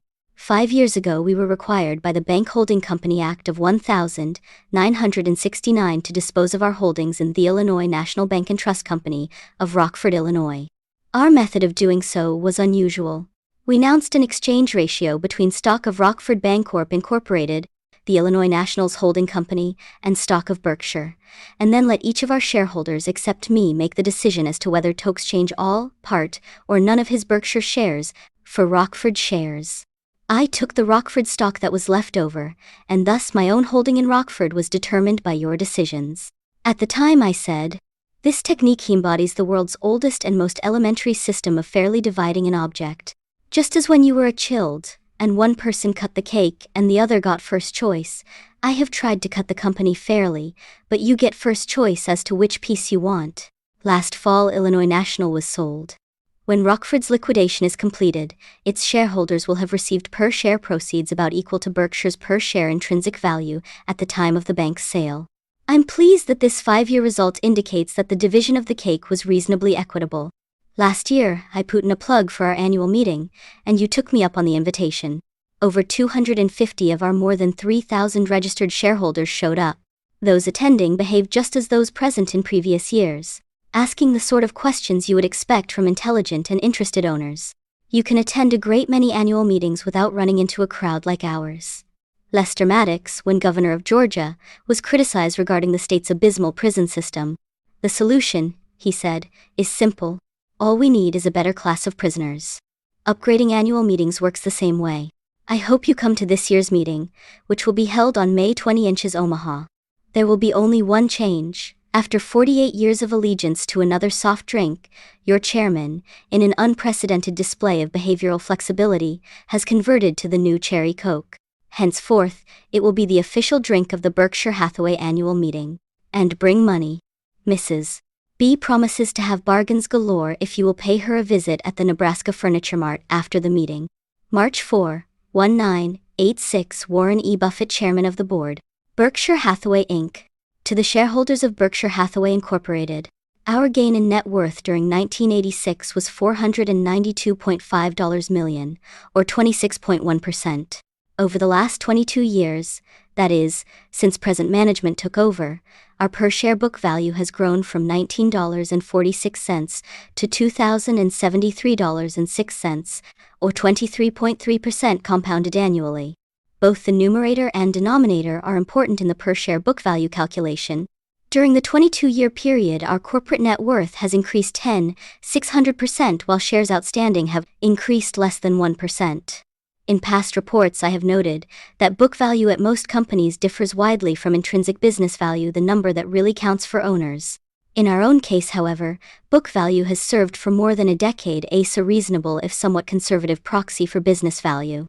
That is, our business value has moderately exceeded our book value, with the ratio between the two remaining fairly steady. The good news is that in 1986, our percentage gain in business value probably exceeded the book value gain. I say probably, because business value is a soft number. In our own case, two equally well-informed observers might make judgments more than 10% apart. A large measure of our improvement in business value relative to book value reflects the outstanding performance of key managers at our major operating businesses. These managers, the Blumkins, Mike Goldberg, the Heldmans, Chuck Huggins, Stan Lipsey, and Ralph Shea, have over the years improved the earnings of their businesses dramatically while, except in the case of insurance, utilizing little additional capital. This accomplishment builds economic value, or goodwill, that does not show up in the net worth figure on our balance sheet, nor in our per-share book value. In 1986, this unrecorded gain was substantial. So much for the good news. The bad news is that my performance did not match that of our managers. While they were doing a superb job in running our businesses, I was unable to skillfully deploy much of the capital they generated. Charlie Munger, our vice chairman, and I really have only two jobs. One is to attract and keep outstanding managers to run our various operations. This hasn't been all that difficult. Usually the managers came with the companies we bought, having demonstrated their talents throughout careers that spanned a wide variety of business circumstances. They were managerial stars long before they knew us, and our main contribution has been to not get in their way. This approach seems elementary. If my job were to manage a golf team and if Jack Nicklaus or Arnold Palmer were willing to play for me, neither would get a lot of directives from me about how to swing. Some of our key managers are independently wealthy. We hope they all become so, but that poses no threat to their continued interest. They work because they love what they do and relish the thrill of outstanding performance. They unfailingly think like owners, the highest compliment we can pay a manager, and find all aspects of their business absorbing. Our prototype for occupational fervor is the Catholic tailor who used his small savings of many years to finance a pilgrimage to the Vatican. When he returned, his parish held a special meeting to get his first-hand account of the Pope. "Tell us," said the eager faithful, "just what sort of fellow is he?" Our hero wasted no words. "He's a 44, medium. Charlie and I know that the right players will make almost any team manager look good. We subscribe to the philosophy of Ogilvy and Mather's founding genius, David Ogilvy. If each of us hires people who are smaller than we are, we shall become a company of dwarfs. But, if each of us hires people who are bigger than we are, we shall become a company of giants." A byproduct of our managerial style is the ability it gives us to easily expand Berkshire's activities. We've read management treatises that specify exactly how many people should report to any one executive, but they make little sense to us. When you have able managers of high character running businesses about which they are passionate, you can have a dozen or more reporting to you and still have time for an afternoon nap. Conversely, if you have even one person reporting to you who is deceitful, inept, or uninterested, you will find yourself with more than you can handle. Charlie and I could work with double the number of managers we now have, so long as they had the rare qualities of the present ones. We intend to continue our practice of working only with people whom we like and admire. This policy not only maximizes our chances for good results, it also ensures us an extraordinarily good time. On the other hand, working with people who cause your stomach to churn seems much like marrying for money, probably a bad idea under any circumstances, but absolute madness if you are already rich. The second job Charlie and I must handle is the allocation of capital, which at Berkshire is a considerably more important challenge than at most companies. 3 factors make that so. We earn more money than average, retain all that we earn, and we are fortunate to have operations that, for the most part, require little increment capital to remain competitive and to grow. Obviously, the future results of a business earning 23% annually and retaining it all are far more affected by today's capital allocations than are the results of a business earning 10%, distributing half of that to shareholders. If our retained earnings and those of our major investees, Geico Capital Cities, ABC, Incorporated, are employed in an unproductive manner, the economics of Berkshire will deteriorate very quickly. In a company adding only, say, 5% to net worth annually, capital allocation decisions, though still important, will change the company's economics far more slowly. Capital allocation at Berkshire was tough work in 1986. We did make one business acquisition, the Feckheimer Brothers Company, which we will discuss in a later section. Feckheimer is a company with excellent economics, run by exactly the kind of people with whom we enjoy being associated, but it is relatively small, utilizing only about 2% of Berkshire's net worth. Meanwhile, we had no new ideas in the marketable equities field, an area in which once, only a few years ago, we could readily employ large sums in outstanding businesses at very reasonable prices. So, our main capital allocation moves in 1986 were to pay off debt and stockpile funds. Neither is a fate worse than death, but they do not inspire us to do handsprings either. If Charlie and I were to draw blanks for a few years in our capital allocation endeavors, Berkshire's rate of growth would slow significantly. We will continue to look for operating businesses that meet our tests, and, with luck, will acquire such a business every couple of years. But an acquisition will have to be large if it is to help our performance materially. Under current stock market conditions, we have little hope of finding equities to buy for our insurance companies. Markets will change significantly, you can be sure of that, and someday we will again get our turn at bat. However, we haven't the faintest idea when that might happen. It can't be said too often, although I'm sure you feel I've tried, that, even under favorable conditions, our returns are certain to drop substantially because of our enlarged size. We have told you that we hope to average a return of 15% on equity, and we maintain that hope, despite some negative tax law changes described in a later section of this report. If we are to achieve this rate of return, our net worth must increase $7.2 billion in the next 10 years. A gain of that magnitude will be possible only if, before too long, we come up with a few very big and good ideas. Charlie and I can't promise results, but we do promise you that we will keep our efforts focused on our goals. Sources of reported earnings. The table on the next page shows the major sources of Berkshire's reported earnings. This table differs in several ways from the one presented last year. We have added 4 new lines of business because of the Scott Fetzer and Feckheimer acquisitions. In the case of Scott Fetzer, the 2 major units acquired were World Book and Kirby, and each is presented separately. 14 other businesses of Scott Fetzer are aggregated in Scott Fetzer Diversified Manufacturing.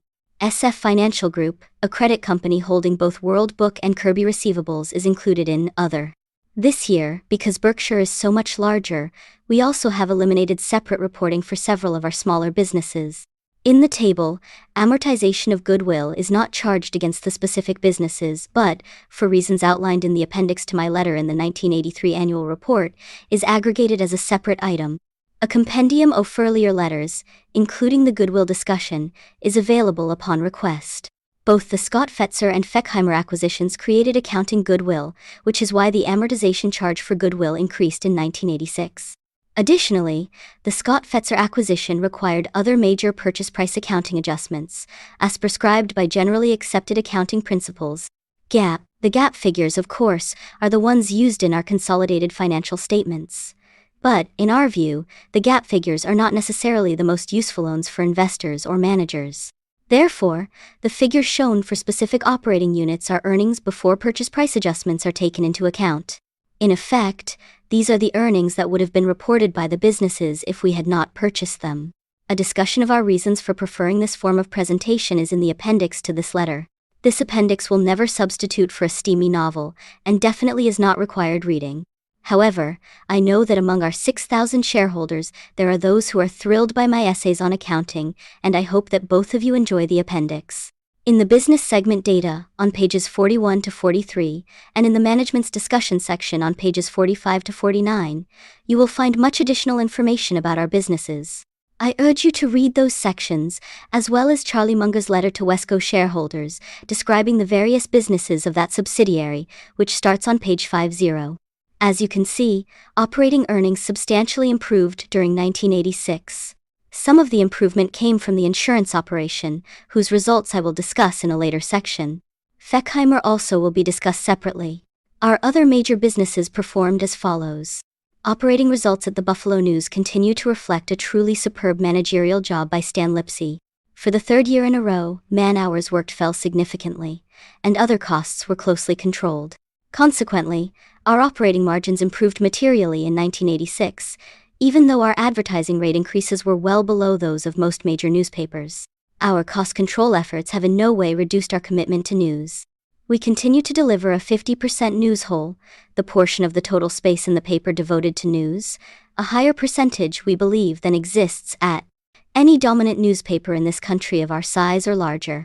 The average news whole at papers comparable to the News is about 40%. The difference between 40% and 50% is more important than it might first seem. A paper with 30 pages of ads and a 40% news whole delivers 20 pages of news a day, whereas our paper matches 30 pages of ads with 30 pages of news. Therefore, given ad pages equal in number, we end up delivering our readers no less than 50% more news. We believe this heavy commitment to news is one of the reasons the Buffalo News has the highest weekday penetration rate, the percentage of households in the paper's primary marketing area purchasing it each day, among any of the top 50 papers in the country. Our Sunday penetration, where we are also number one, is even more impressive. 10 years ago, the only Sunday paper serving Buffalo, the Courier Express, had circulation off 271,000 and a penetration ratio of about 63%. The Courier Express had served the area for many decades, and its penetration ratio, which was similar to those existing in many metropolitan markets, was thought to be a natural one, accurately reflecting the local citizenry's appetite for a Sunday product. Our Sunday paper was started in late 1977. It now has a penetration ratio of 83% and sells about 100,000 copies more each Sunday than did the Courier Express 10 years ago, even though population in our market area has declined during the decade. In recent history, no other city that has long had a local Sunday paper has experienced a penetration gain anywhere close to Buffalo's. Despite our exceptional market acceptance, our operating margins almost certainly have peaked. A major newsprint price increase took effect at the end of 1986, and our advertising rate increases in 1987 will again be moderate compared to those of the industry. However, even if margins should materially shrink, we would not reduce our news whole ratio. As I write this, it has been exactly 10 years since we purchased the News. The financial rewards it has brought us have far exceeded our expectations, and so too have the non-financial rewards. Our respect for the News high when we bought it has grown consistently ever since the purchase, as has our respect and admiration for Murray Light, the editor who turns out the product that receives such extraordinary community acceptance. The efforts of Murray and Stan, which were crucial to the News during its dark days of financial reversals and litigation, have not in the least been lessened by prosperity. Charlie and I are grateful to them. The amazing Blumpkins continue to perform business miracles at Nebraska Furniture Mart. Competitor Scum and Go, mostly Go, but Mrs. B and her progeny roll on. In 1986, net sales increased 10.2% to $132 million. 10 years ago, sales were $44 million, and even then, NFM appeared to be doing just about all of the business available in the greater Omaha area. Given NFM's remarkable dominance, Omaha's slow growth in population, and the modest inflation rates that have applied to the goods NFM sells, how can this operation continue to rack up such large sales gains? The only logical explanation is that the marketing territory of NFM's one and only store continues to widen because of its ever-growing reputation for rock-bottom everyday prices, the broadest of selections. In preparation for further gains, NFM is expanding the capacity of its warehouse, located a few hundred yards from the store, by about one-third. Mrs. B., chairman of Nebraska Furniture Mart, continues at age 93 to outsell and out-hustle any manager I've ever seen. She's at the store 7 days a week, from opening to close. Competing with her represents a triumph of courage over judgment. It's easy to overlook what I consider to be the critical lesson of the Mrs. B saga. At 93, Omaha-based board chairmen have yet to reach their peak. Please file this fact away to consult before you mark your ballot at the 2024 annual meeting of Berkshire. At See's, sales trends improved somewhat from those of recent years. Total pounds sold rose about 2%. For you chocoholics who like to fantasize, one statistic. We sell over 12,000 tons annually. Same-store sales, measured in pounds, were virtually unchanged. In the previous 6 years, same-store poundage fell, and we gained or maintained poundage volume only by adding stores. But a particularly strong Christmas season in 1986 stemmed the decline. By stabilizing same-store volume and making a major effort to control costs, See's was able to maintain its excellent profit margin in 1986, though it put through only minimal price increases. We have Chuck Huggins, our longtime manager at See's, to thank for this significant achievement. See's has a one-of-a-kind product personality, produced by a combination of its candy's delicious taste and moderate price, the company's total control of the distribution process, and the exceptional service provided by store employees. Chuck rightfully measures his success by the satisfaction of our customers, and his attitude permeates the organization. Few major retailing companies have been able to sustain such a customer-oriented spirit, and we owe Chuck a great deal for keeping it alive and well at See's. See's profits should stay at about their present level. We will continue to increase prices very modestly, merely matching prospective cost increases. World Book is the largest of 17 Scott Fetzer operations that joined Berkshire at the beginning of 1986. Last year I reported to you enthusiastically about the businesses of Scott Fetzer and about Ralph Shea, its manager. A year's experience has added to my enthusiasm for both. Ralph is a superb businessman and a straight shooter. He also brings exceptional versatility and energy to his job. Despite the wide array of businesses that he manages, he is on top of the operations, opportunities, and problems of each. And, like our other managers, Ralph is a real pleasure to work with. Our good fortune continues. World Book's unit volume increased for the 4th consecutive year, with encyclopedia sales up 7% over 1985 and 45% over 1982. Childcraft's unit sales also grew significantly. World Book continues to dominate the U.S. direct sales encyclopedia market, and for good reasons. Extraordinarily well edited and priced at under 5 cents per page, these books are a bargain for youngster and adult alike. You may find one editing technique interesting. World Book ranks over 44,000 words by difficulty. Longer entries in the encyclopedia include only the most easily comprehended words in the opening sections, with the difficulty of the material gradually escalating as the exposition proceeds. As a result, youngsters can easily and profitably read to the point at which subject matter gets too difficult, instead of immediately having to deal with a discussion that mixes up words requiring college-level comprehension with others of 4th grade level. Selling World Book is a calling. Over 1/2 of our active salespeople are teachers or former teachers, and another 5% have had experience as librarians. They correctly think of themselves as educators, and they do a terrific job. If you don't have a World Book set in your house, I recommend one. Kirby likewise recorded its 4th straight year of unit volume gains. Worldwide, unit sales grew 4% from 1985 and 33% from 1982. While the Kirby product is more expensive than most cleaners, it performs in a manner that leaves cheaper units far behind, in the dust, so to speak. Many 30- and 40-year-old Kirby cleaners are still in active duty. If you want the best, you buy a Kirby. Some companies that historically have had great success in direct sales have stumbled in recent years. Certainly the era of the working woman has created new challenges for direct sales organizations. So far, the record shows that both Kirby and World Book have responded most successfully. The businesses described above, along with the insurance operation and Feckheimer, constitute our major business units. The brevity of our descriptions is in no way meant to diminish the importance of these businesses to us. All have been discussed in past annual reports, and, because of the tendency of Berkshire owners to stay in the fold, about 98% of the stock at the end of each year is owned by people who were owners at the start of the year. We want to avoid undue repetition of basic facts. You can be sure that we will immediately report to you in detail if the underlying economics or competitive position of any of these businesses should materially change. In general, the businesses described in this section can be characterized as having very strong market positions, very high returns on capital employed, and the best of operating managements. The Feckheimer Brothers Co. Every year in Berkshire's annual report, I include a description of the kind of business that we would like to buy. This ad paid off in 1986. On January 15th of last year, I received a letter from Bob Heldman of Cincinnati, a shareholder for many years and also chairman of Feckheimer Brothers. Until I read the letter, however, I did not know of either Bob or Feckheimer.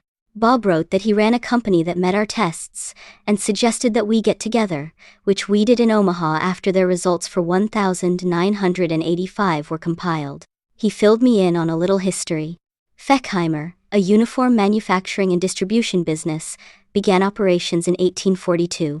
Warren Heldman, Bob's father, became involved in the business in 1941, and his sons, Bob and George, now president, along with their sons, subsequently joined the company. Under the Heldman's management, the business was highly successful. In 1981, Feckheimer was sold to a group of venture capitalists in a leveraged buyout, an LBO, with management retaining an equity interest. The new company, as is the case with all LBOs, started with an exceptionally high debt-equity ratio. After the buyout, however, operations continued to be very successful. So by the start of last year, debt had been paid down substantially, and the value of the equity had increased dramatically. For a variety of reasons, the venture capitalists wished to sell, and Bob, having dutifully read Berkshire's annual reports, thought of us. Feckheimer is exactly the sort of business we like to buy. Its economic record is superb, its managers are talented, high-grade, and love what they do, and the Heldman family wanted to continue its financial interest in partnership with us. Therefore, we quickly purchased about 84% of the stock for a price that was based upon a $55 million valuation for the entire business. The circumstances of this acquisition were similar to those prevailing in our purchase of Nebraska Furniture Mart. Most of the shares were held by people who wished to employ funds elsewhere. Family members who enjoyed running their business wanted to continue both as owners and managers. Several generations of the family were active in the business, providing management for as far as the eye can see, and the managing family wanted a purchaser who would not resell, regardless of price, and who would let the business be run in the future as it had been in the past. Both Feckheimer and NFM were right for us, and we were right for them. You may be amused to know that neither Charlie nor I have been to Cincinnati, headquarters for Feckheimer, to see their operation. And, incidentally, it works both ways. Chuck Huggins, who has been running Seas for 15 years, has never been to Omaha. If our success were to depend upon insights we developed through plant inspections, Berkshire would be in big trouble. Rather, in considering an acquisition, we attempt to evaluate the economic characteristics of the business, its competitive strengths and weaknesses, and the quality of the people we will be joining. Feckheimer was a standout in both respects. In addition to Bob and George Heldman, who are in their mid-60-second spring chickens by our standards, there are 3 members of the next generation, Gary, Roger, and Fred, to ensure continuity. As a prototype for acquisitions, Feckheimer has only one drawback: size. We hope our next acquisition is at least several times as large, but a carbon copy in all other respects.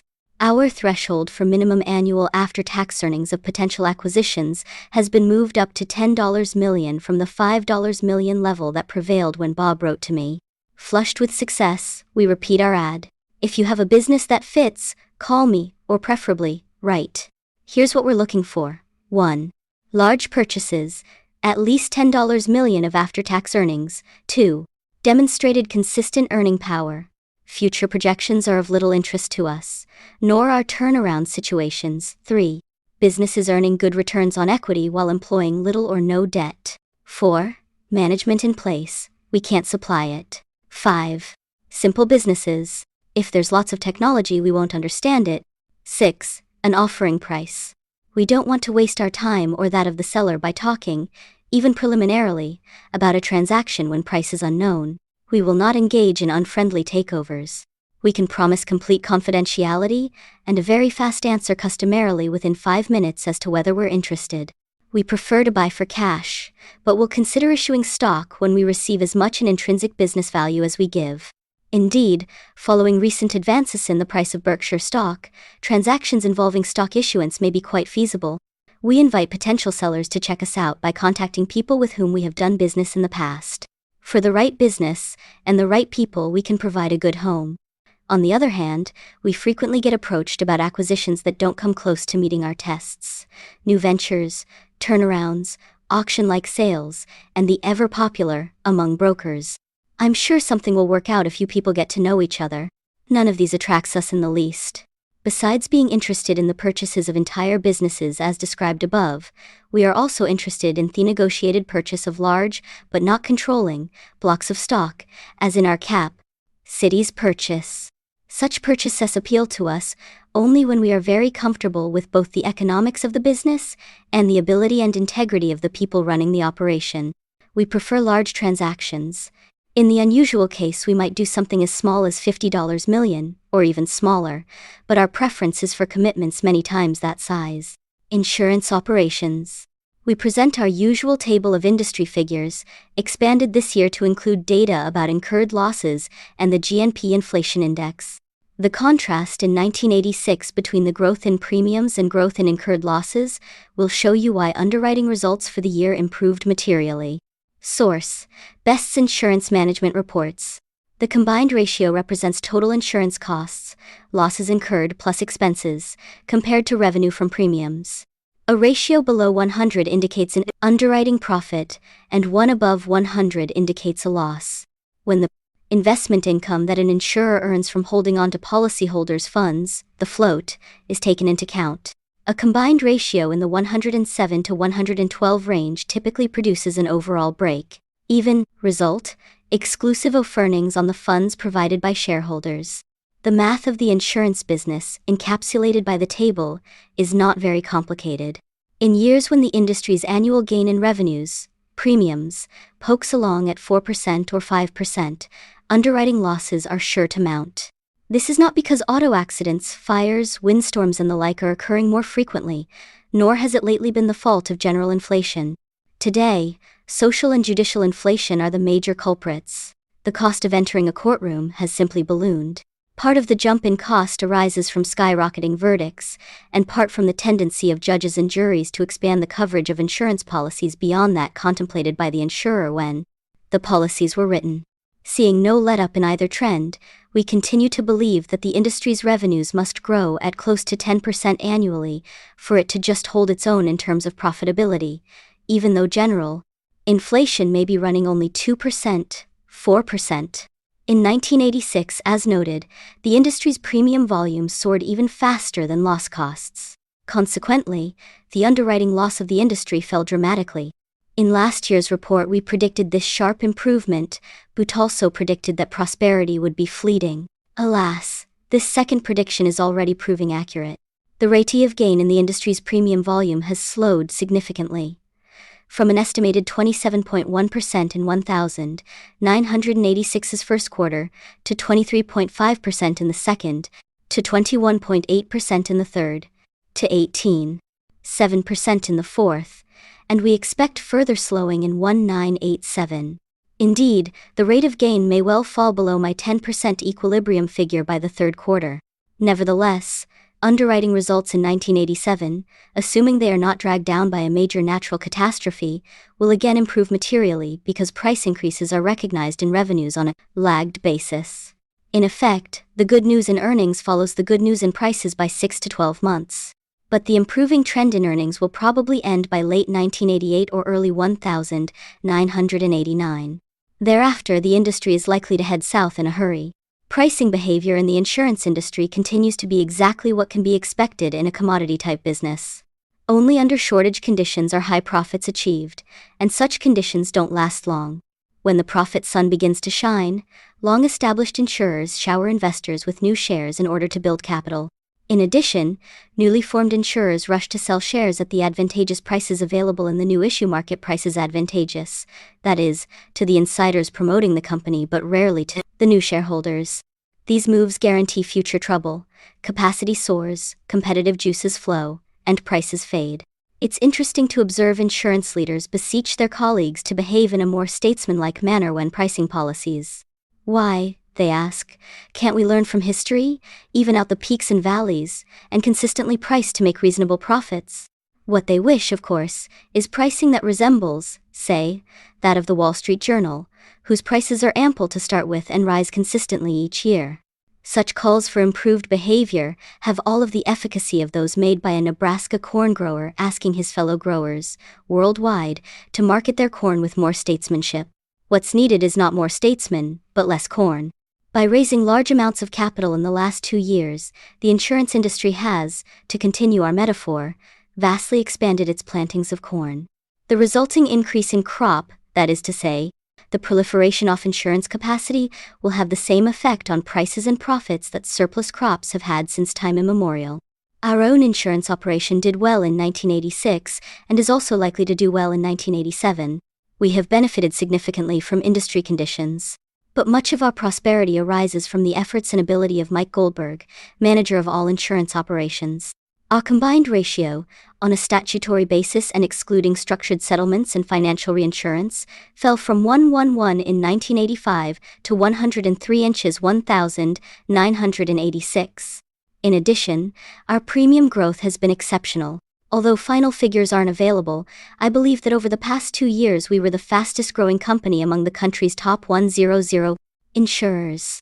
Some of our growth, it is true, came from our large quota share contract with Fireman's Fund, described in last year's report and updated in Charlie's letter on page 54. But even if the premiums from that contract are excluded from the calculation, we probably still ranked first in growth. Interestingly, we were the slowest growing large insurer in the years immediately preceding 1985. In fact, we shrank and we will do so again from time to time in the future. Our large swings in volume do not mean that we come and go from the insurance marketplace. Indeed, we are its most steadfast participant, always standing ready, at prices we believe adequate, to write a wide variety of high-limit coverages. The swings in our volume arise instead from the here-today, gone-tomorrow behavior of other insurers. When most insurers are gone, because their capital is inadequate, or they have been frightened by losses, insureds rush to us and find us ready to do business. But when hordes of insurers are here, and are slashing prices far below expectable costs, many customers naturally leave us in order to take advantage of the bargains temporarily being offered by our competition. Our firmness on prices works no hardship on the consumer. He is being bombarded by attractively priced insurance offers at those times when we are doing little business. And it works no hardship on our employees.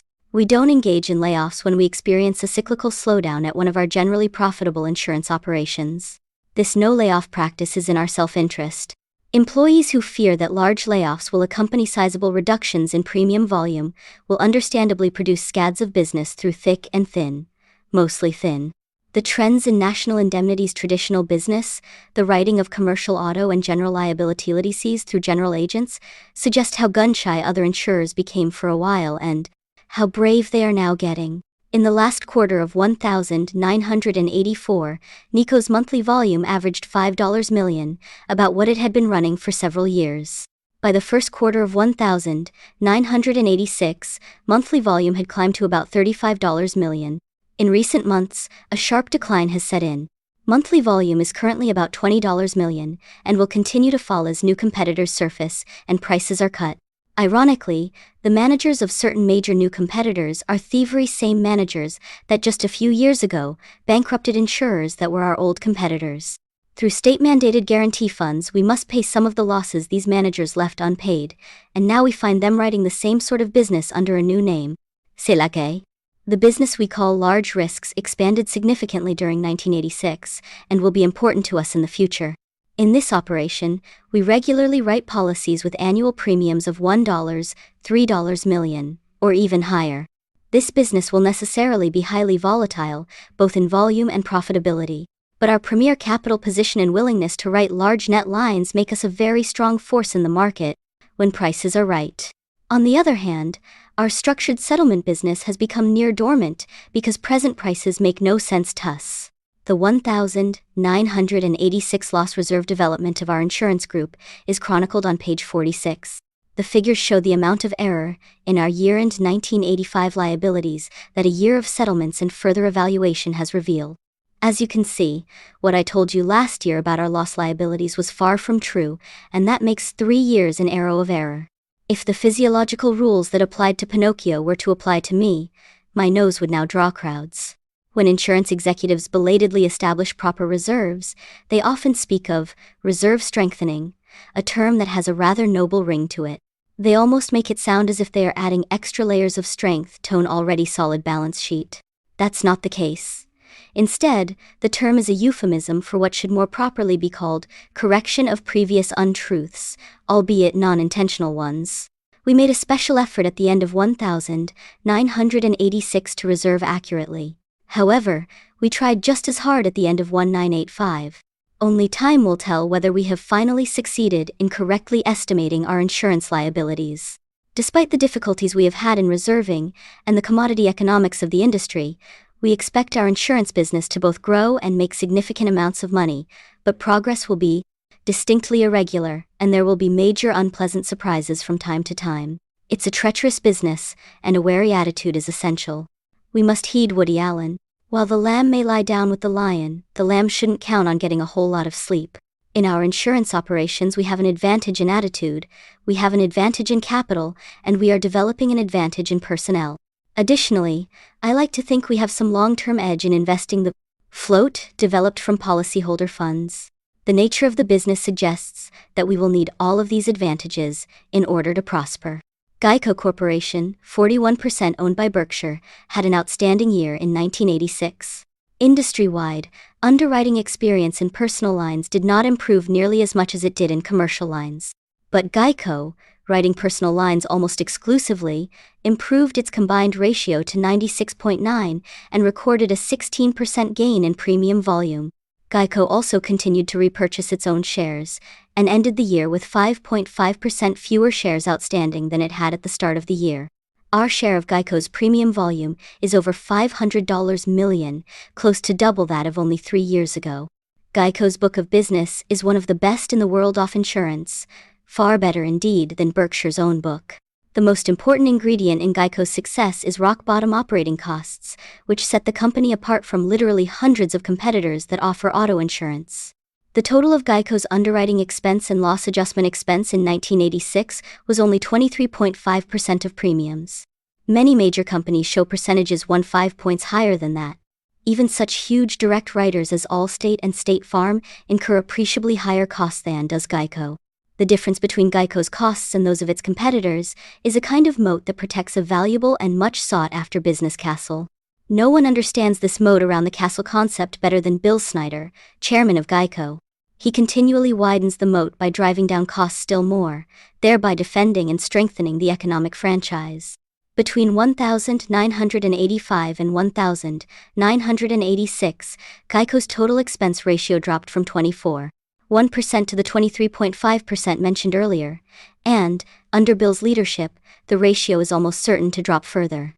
If it does, and if Geico maintains its service and underwriting standards, the company's future will be brilliant indeed. The second stage of the Geico rocket is fueled by Lou Simpson, vice chairman, who has run the company's investments since late 1979. Indeed, it's a little embarrassing for me, the fellow responsible for investments at Berkshire, to chronicle Lou's performance at Geico. Only my ownership of a controlling block of Berkshire stock makes me secure enough to give you the following figures, comparing the overall return of the equity portfolio at Geico to that of the Standard & Poor's 500. These are not only terrific figures but, fully as important, they have been achieved in the right way. Lou has consistently invested in undervalued common stocks that, individually, were unlikely to present him with a permanent loss, and that, collectively, were close to risk-free. In sum, Geico is an exceptional business run by exceptional managers. We are fortunate to be associated with them. Marketable securities. During 1986, our insurance companies purchased about $700 million of tax-exempt bonds, most having a maturity of 8 to 12 years. You might think that this commitment indicates a considerable enthusiasm for such bonds. Unfortunately, that's not so. At best, the bonds are mediocre investments. They simply seemed the least objectionable alternative at the time we bought them, and still seem so. Currently liking neither stocks nor bonds, I find myself the polar opposite of Mae West, as she declared. I like only two kinds of men, foreign and domestic. We must, of necessity, hold marketable securities in our insurance companies, and, as money comes in, we have only 5 directions to go. 1. Long-term common stock investments. 2. Long-term fixed income securities. 3. Medium-term fixed income securities. 4. Short-term cash equivalents. And 5. Short-term arbitrage commitments. Common stocks, of course, are the most fun. When conditions are right, that is, when companies with good economics and good management sell well below intrinsic business value, stocks sometimes provide grand slam home runs. But we currently find no equities that come close to meeting our tests. This statement in no way translates into a stock market prediction. We have no idea, and never have had, whether the market is going to go up, down, or sideways in the near or intermediate term future.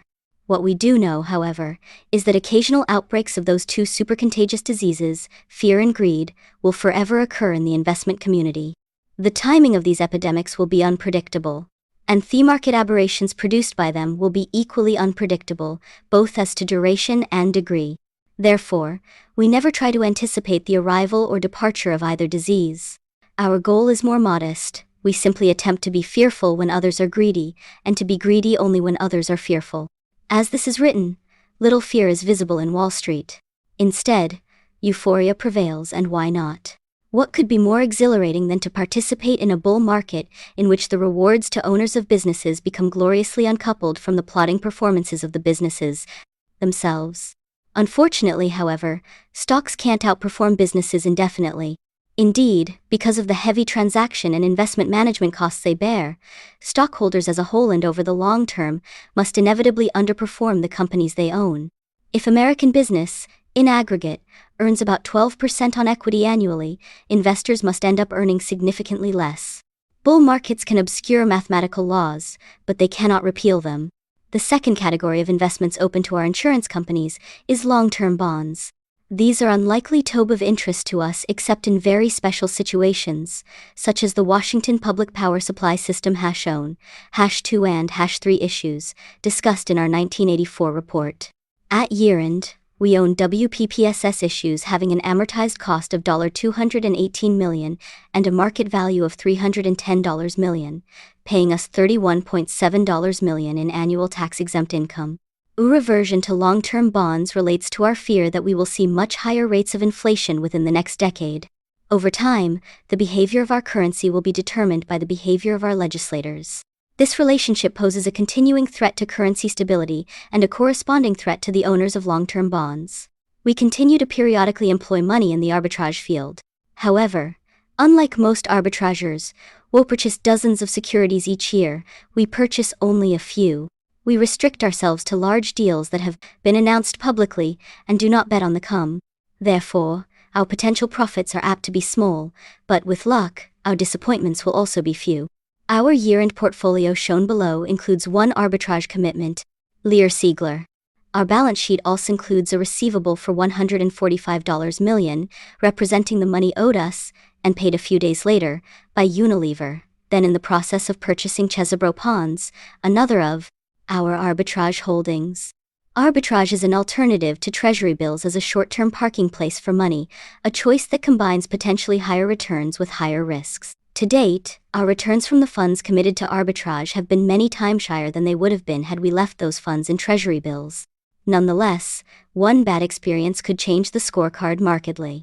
We also, though it takes some straining, currently view medium-term tax-exempt bonds as an alternative to short-term treasury holdings. Buying these bonds, we run a risk of significant loss if, as seems probable, we sell many of them well before maturity. However, we believe this risk is more than counterbalanced, first, by the much higher after-tax returns currently realizable from these securities as compared to treasury bills, and second, by the possibility that sales will produce an overall profit rather than a loss. Our expectation of a higher total return, after allowing for the possibility of loss and after taking into account all tax effects, is a relatively close call and could well be wrong. Even if we sell our bonds at a fairly large loss, however, we may end up reaping a higher after-tax return than we would have realized by repeatedly rolling over Treasury bills. In any event, you should know that our expectations for both the stocks and bonds we now hold are exceptionally modest, given current market levels. Probably the best thing that could happen to us is a market in which we would choose to sell many of our bond holdings at a significant loss in order to reallocate funds to the far better equity values then very likely to exist. The bond losses I am talking about would occur if high interest rates came along. The same rates would probably depress common stocks considerably more than medium-term bonds. We show below our 1,986 year-end net holdings in marketable equities. All positions with a market value of over $25 million are listed, and the interests attributable to minority shareholdings of Wesco Financial Corp. and Nebraska Furniture Mart are excluded. We should note that we expect to keep permanently our three primary holdings: Capital Cities, ABC, Incorporated, Geico Corporation, and the Washington Post. Even if these securities were to appear significantly overpriced, we would not anticipate selling them, just as we would not sell Seas or Buffalo Evening News if someone were to offer us a price far above what we believe those businesses are worth. This attitude may seem old-fashioned in a corporate world in which activity has become the order of the day.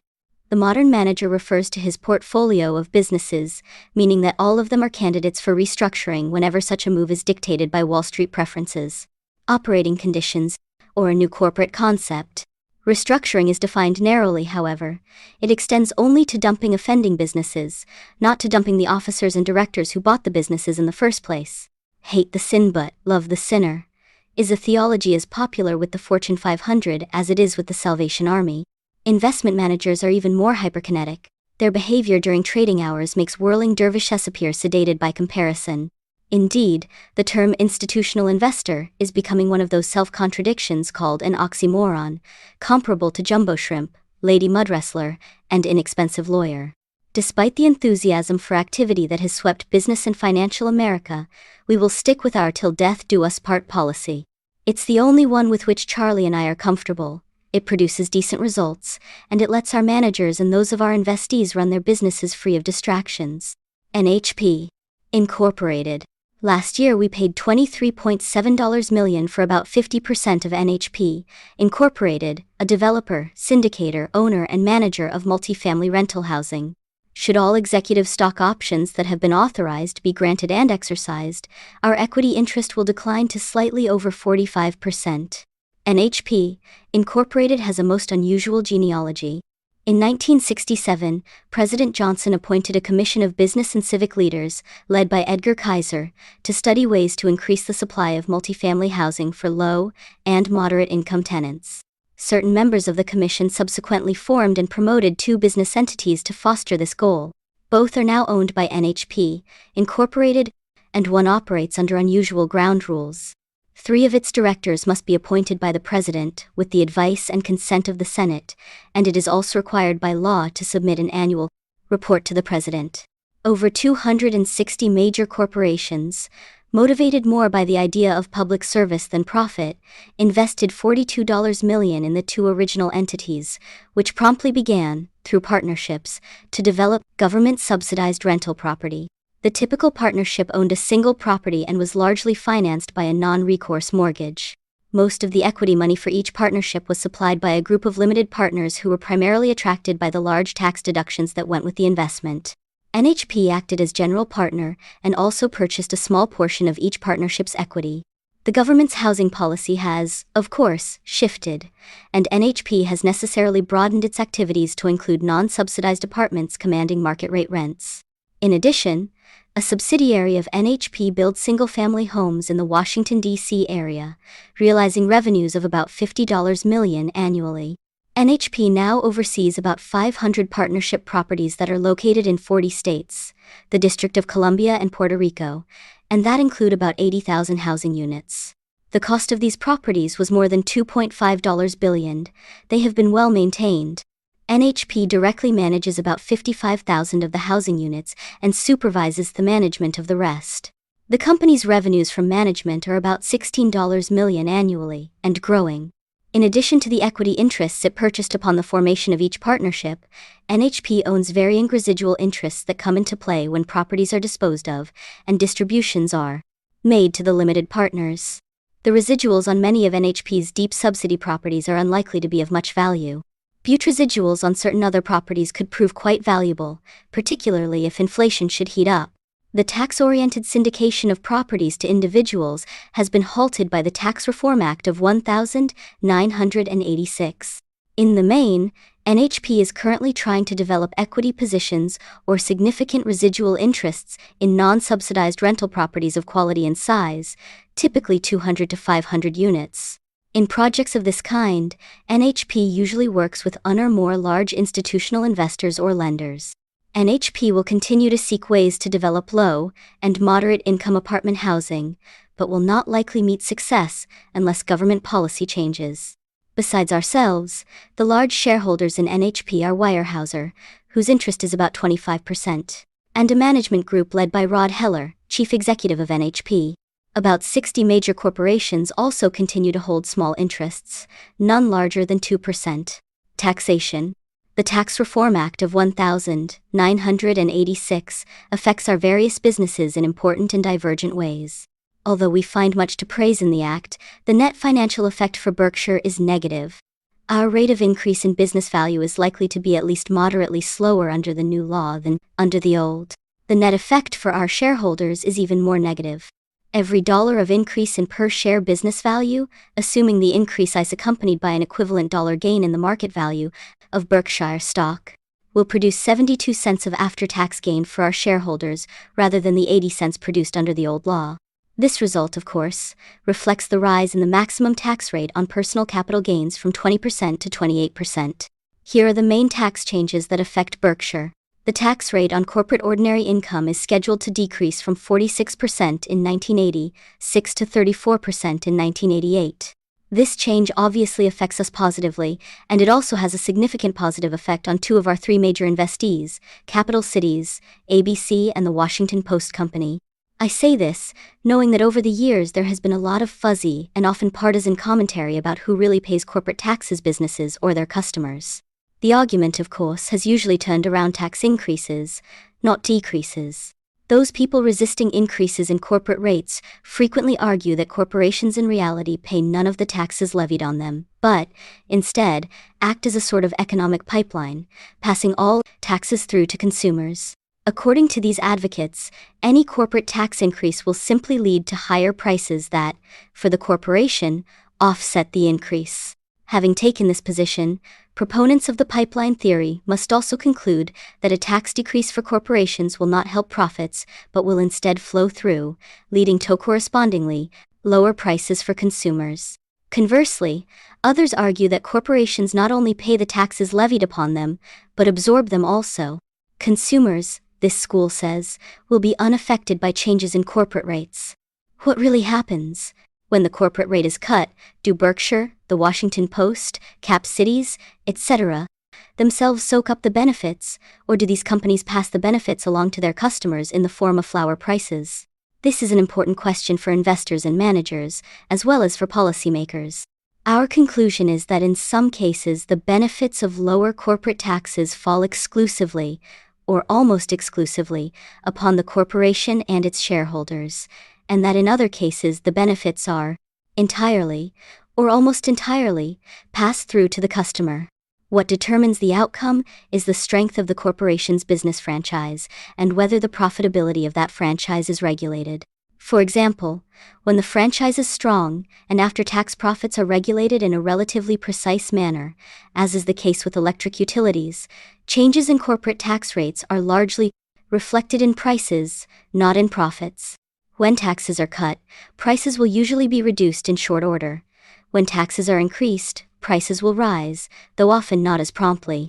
A similar result occurs in a second arena in the price-competitive industry, whose companies typically operate with very weak business franchises. In such industries, the free market regulates after-tax profits in a delayed and irregular, but generally effective manner. The marketplace, in effect, performs much the same function in dealing with the price-competitive industry as the Public Utilities Commission does in dealing with electric utilities. In these industries, therefore, tax changes eventually affect prices more than profits. In the case of unregulated businesses blessed with strong franchises, however, it's a different story. The corporation and its shareholders are then the major beneficiaries of tax cuts. These companies benefit from a tax cut much as the electric company would if it lacked a regulator to force down prices. Many of our businesses, both those we own in whole and in part, possess such franchises. Consequently, reductions in their taxes largely end up in our pockets rather than the pockets of our customers. While this may be impolitic to state, it is impossible to deny. If you are tempted to believe otherwise, think for a moment of the most able brain surgeon or lawyer in your area. Do you really expect the fees of this expert, the local franchise holder in his or her specialty, to be reduced now that the top personal tax rate is being cut from 50% to 28%? Your joy at our conclusion that lower rates benefit a number of our operating businesses and investees should be severely tempered, however, by another of our convictions. Scheduled 1,988 tax rates, both individual and corporate, seem totally unrealistic to us. These rates will very likely bestow a fiscal problem on Washington that will prove incompatible with price stability. We believe, therefore, that ultimately within, say, 5 years, either higher tax rates or higher inflation rates are almost certain to materialize. And it would not surprise us to see both.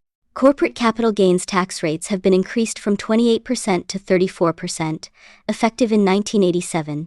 This change will have an important adverse effect on Berkshire, because we expect much of our gain in business value in the future, as in the past, to arise from capital gains. For example, our 3 major investment holdings, Cap Cities, Geico, and Washington Post at year-end, had a market value of over $1.7 billion, close to 75% of the total net worth of Berkshire, and yet they deliver us only about $9 million in annual income. Instead, all 3 retain a very high percentage of their earnings, which we expect to eventually deliver us capital gains. The new law increases the rate for all gains realized in the future, including the unrealized gains that existed before the law was enacted. At year-end, we had $1.2 billion of such unrealized gains in our equity investments. The effect of the new law on our balance sheet will be delayed because a GAAP rule stipulates that the deferred tax liability applicable to unrealized gains should be stated at last year's 28% tax rate rather than the current 34% rate. This rule is expected to change soon. The moment it does, about $73 million will disappear from our GAAP net worth and be added to the deferred tax account. Dividend and interest income received by our insurance companies will be taxed far more heavily under the new law. First, all corporations will be taxed on 20% of the dividends they receive from other domestic corporations, up from 15% under the old law. Second, there is a change concerning the residual 80% that applies only to property, casualty companies. 15% of that residual will be taxed if the stocks paying the dividends were purchased after the 7th of August, 1986. A third change, again applying only to property, casualty companies, concerns tax-exempt bonds. Interest on bonds purchased by insurers after August 7, 1986 will only be 85% tax-exempt. The last 2 changes are very important. They mean that our income from the investments we make in future years will be significantly lower than would have been the case under the old law. My best guess is that these changes alone will eventually reduce the earning power of our insurance operation by at least 10% from what we could previously have expected. The new tax law also materially changes the timing of tax payments by property, casualty insurance companies. One new rule requires us to discount our loss reserves in our tax returns, a change that will decrease deductions and increase taxable income. Another rule, to be phased in over 6 years, requires us to include 20% of our unearned premium reserve in taxable income. Neither rule changes the amount of the annual tax accrual in our reports to you, but each materially accelerates the schedule of payments. That is, taxes formerly deferred will now be front-ended, a change that will significantly cut the profitability of our business. An analogy will suggest the toll. If, upon turning 21, you were required to immediately pay tax on all income you were due to receive throughout your life, both your lifetime wealth and your estate would be a small fraction of what they would be if all taxes on your income were payable only when you died. Attentive readers may spot an inconsistency in what we say. Earlier, discussing companies in price-competitive industries, we suggested that tax increases or reductions affect these companies relatively little, but instead are largely passed along to their customers. But now we are saying that tax increases will affect profits of Berkshire's property, casualty companies, even though they operate in an intensely price-competitive industry. The reason this industry is likely to be an exception to our general rule is that not all major insurers will be working with identical tax equations. Important differences will exist for several reasons. A new alternative minimum tax will materially affect some companies but not others. Certain major insurers have huge loss carry forwards that will largely shield their income from significant taxes for at least a few years. And the results of some large insurers will be folded into the consolidated returns of companies with non-insurance businesses. These disparate conditions will produce widely varying marginal tax rates in the property, casualty industry. That will not be the case, however, in most other price-competitive industries, such as aluminum, autos and department stores, in which the major players will generally contend with similar tax equations. The absence of a common tax calculus for property, casualty companies means that the increased taxes falling on the industry will probably not be passed along to customers to the degree that they would in a typical price-competitive industry. Insurers, in other words, will themselves bear much of the new tax burdens. A partial offset to these burdens is a fresh start adjustment that occurred on the 1st of January 1987, when our December 31, 1986 loss reserve figures were converted for tax purposes to the newly required discounted basis. In our reports to you, however, reserves will remain on exactly the same basis as in the past, undiscounted except in special cases such as structured settlements. The net effect of the fresh start is to give us a double deduction. We will get a tax deduction in 1987 and future years for a portion of our incurred but unpaid insurance losses that have already been fully deducted as costs in 1986 and earlier years. The increase in net worth that is produced by this change is not yet reflected in our financial statements. Rather, under present GAAP rules, which may be changed, the benefit will flow into the earnings statement and, consequently, into net worth over the next few years by way of reduced tax charges. We expect the total benefit from the fresh start adjustment to be in the $30–40 million range.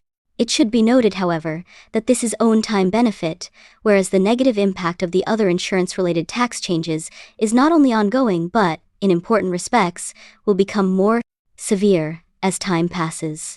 The General Utilities Doctrine was repealed by the new tax law. This means that in 1987 and thereafter there will be a double tax on corporate liquidations, one at the corporate level and another at the shareholder level. In the past, the tax at the corporate level could be avoided. If Berkshire, for example, were to be liquidated, which it most certainly won't be, shareholders would, under the new law, receive far less from the sales of our properties than they would have if the properties had been sold in the past, assuming identical prices in each sale. Though this outcome is theoretical in our case, the change in the law will very materially affect many companies. Therefore, it also affects our evaluations of prospective investments. Take, for example, producing oil and gas businesses, selected media companies, real estate companies, etc. that might wish to sell out. The values that their shareholders can realize are likely to be significantly reduced simply because the General Utilities Doctrine has been repealed. Though the company's operating economics will not have changed adversely at all, my impression is that this important change in the law has not yet been fully comprehended by their investors or managers. This section of our report has been longer and more complicated than I would have liked. But the changes in the law are many and important, particularly for property, casualty insurers. As I have noted, the new law will hurt Berkshire's results, but the negative impact is impossible to quantify with any precision. Miscellaneous. We bought a corporate jet last year. What you have heard about such planes is true. They are very expensive and a luxury in situations like ours where little travel to out-of-the-way places is required. And planes not only cost a lot to operate, they cost a lot just to look at. Pre-tax, cost of capital plus depreciation on a new $15 million plane probably runs $3 million annually. On our own plane, bought for $850,000 used, such costs run close to $200,000 annually. Cognizant of such figures, your chairman, unfortunately, has in the past made a number of rather intemperate remarks about corporate jets. Accordingly, prior to our purchase, I was forced into my Galileo mode. I promptly experienced the necessary counter-revelation, and travel is now considerably easier and considerably costlier than in the past. Whether Berkshire will get its money's worth from the plane is an open question, but I will work at achieving some business triumph that I can, no matter how dubiously, attribute to it. I'm afraid Ben Franklin had my number, said he. So convenient a thing it is to be a reasonable creature, since it enables one to find or make a reason for everything one has a mind to do. About 97% of all eligible shares participated in Berkshire's 1986 Shareholder Designated Contributions Program. Contributions made through the program were $4 million, and 1,934 charities were recipients. We urge new shareholders to read the description of our Shareholder Designated Contributions Program that appears on pages 58 and 59. If you wish to participate in future programs, we strongly urge that you immediately make sure your shares are registered in the name of the actual owner, not in street name or nominee name. Shares not so registered on the 30th of September 1987 will be ineligible for the 1987 program. Last year, almost 450 people attended our shareholders meeting, up from about 250 the year before, and from about a dozen 10 years ago. I hope you can join us on May 19th in Omaha. Charlie and I like to answer owner-related questions, and I can promise you that our shareholders will pose many good ones. Finishing up the questions may take quite a while. We had about 65 last year, so you should feel free to leave once your own have been answered. Last year, after the meeting, one shareholder from New Jersey and another from New York went to the Furniture Mart, where each purchased a $5,000 Oriental rug from Mrs. B. To be precise, they purchased rugs that might cost $10,000 elsewhere, for which they were charged about $5,000. Mrs. B was pleased but not satisfied, and she will be looking for you at the store after this year's meeting. Unless our shareholders top last year's record, I'll be in trouble. So do me, and yourself, a favor, and go see her. Warren E. Buffett, Chairman of the Board, February 27, 1987, Appendix. Purchase price accounting adjustments and the cash flow fallacy. First, a short quiz. Below are abbreviated 1,986 statements of earnings for two companies. Which business is the more valuable? Net income, 40,231. Numbers 1 through 4. Designate items discussed later in this section. 28,605美元. As you've probably guessed, companies O and N are the same business. Scott Fetzer. In the O, for old column, we have shown what the company's 1,986 GAAP earnings would have been if we had not purchased it. In the N, for new column, we have shown Scott Fetzer's GAAP earnings, as actually reported by Berkshire.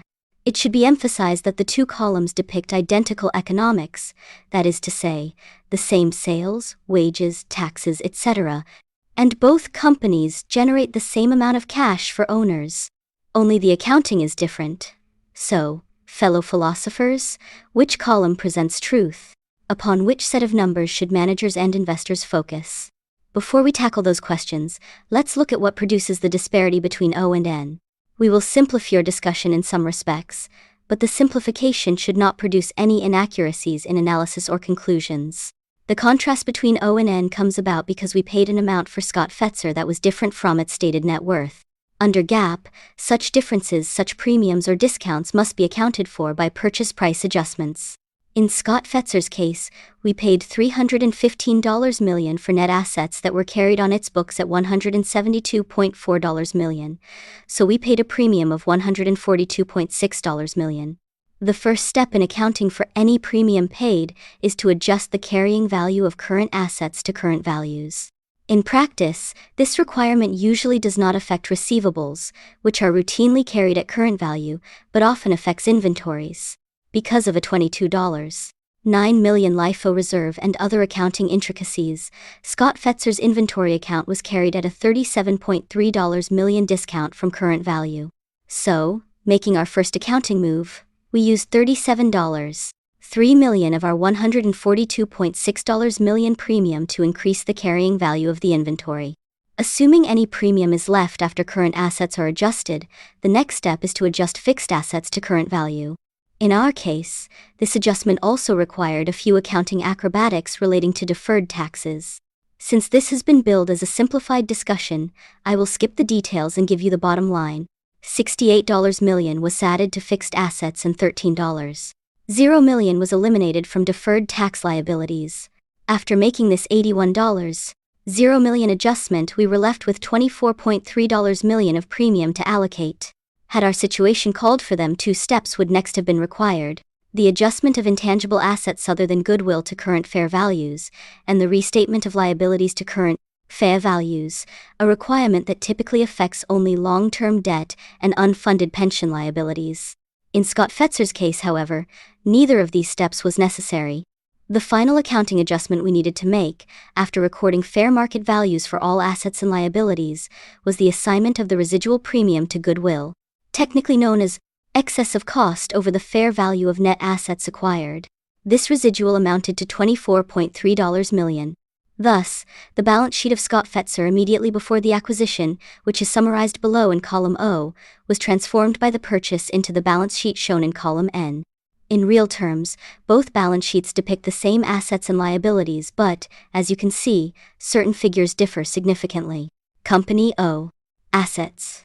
The higher balance sheet figures shown in column N produce the lower income figures shown in column N of the earnings statement presented earlier.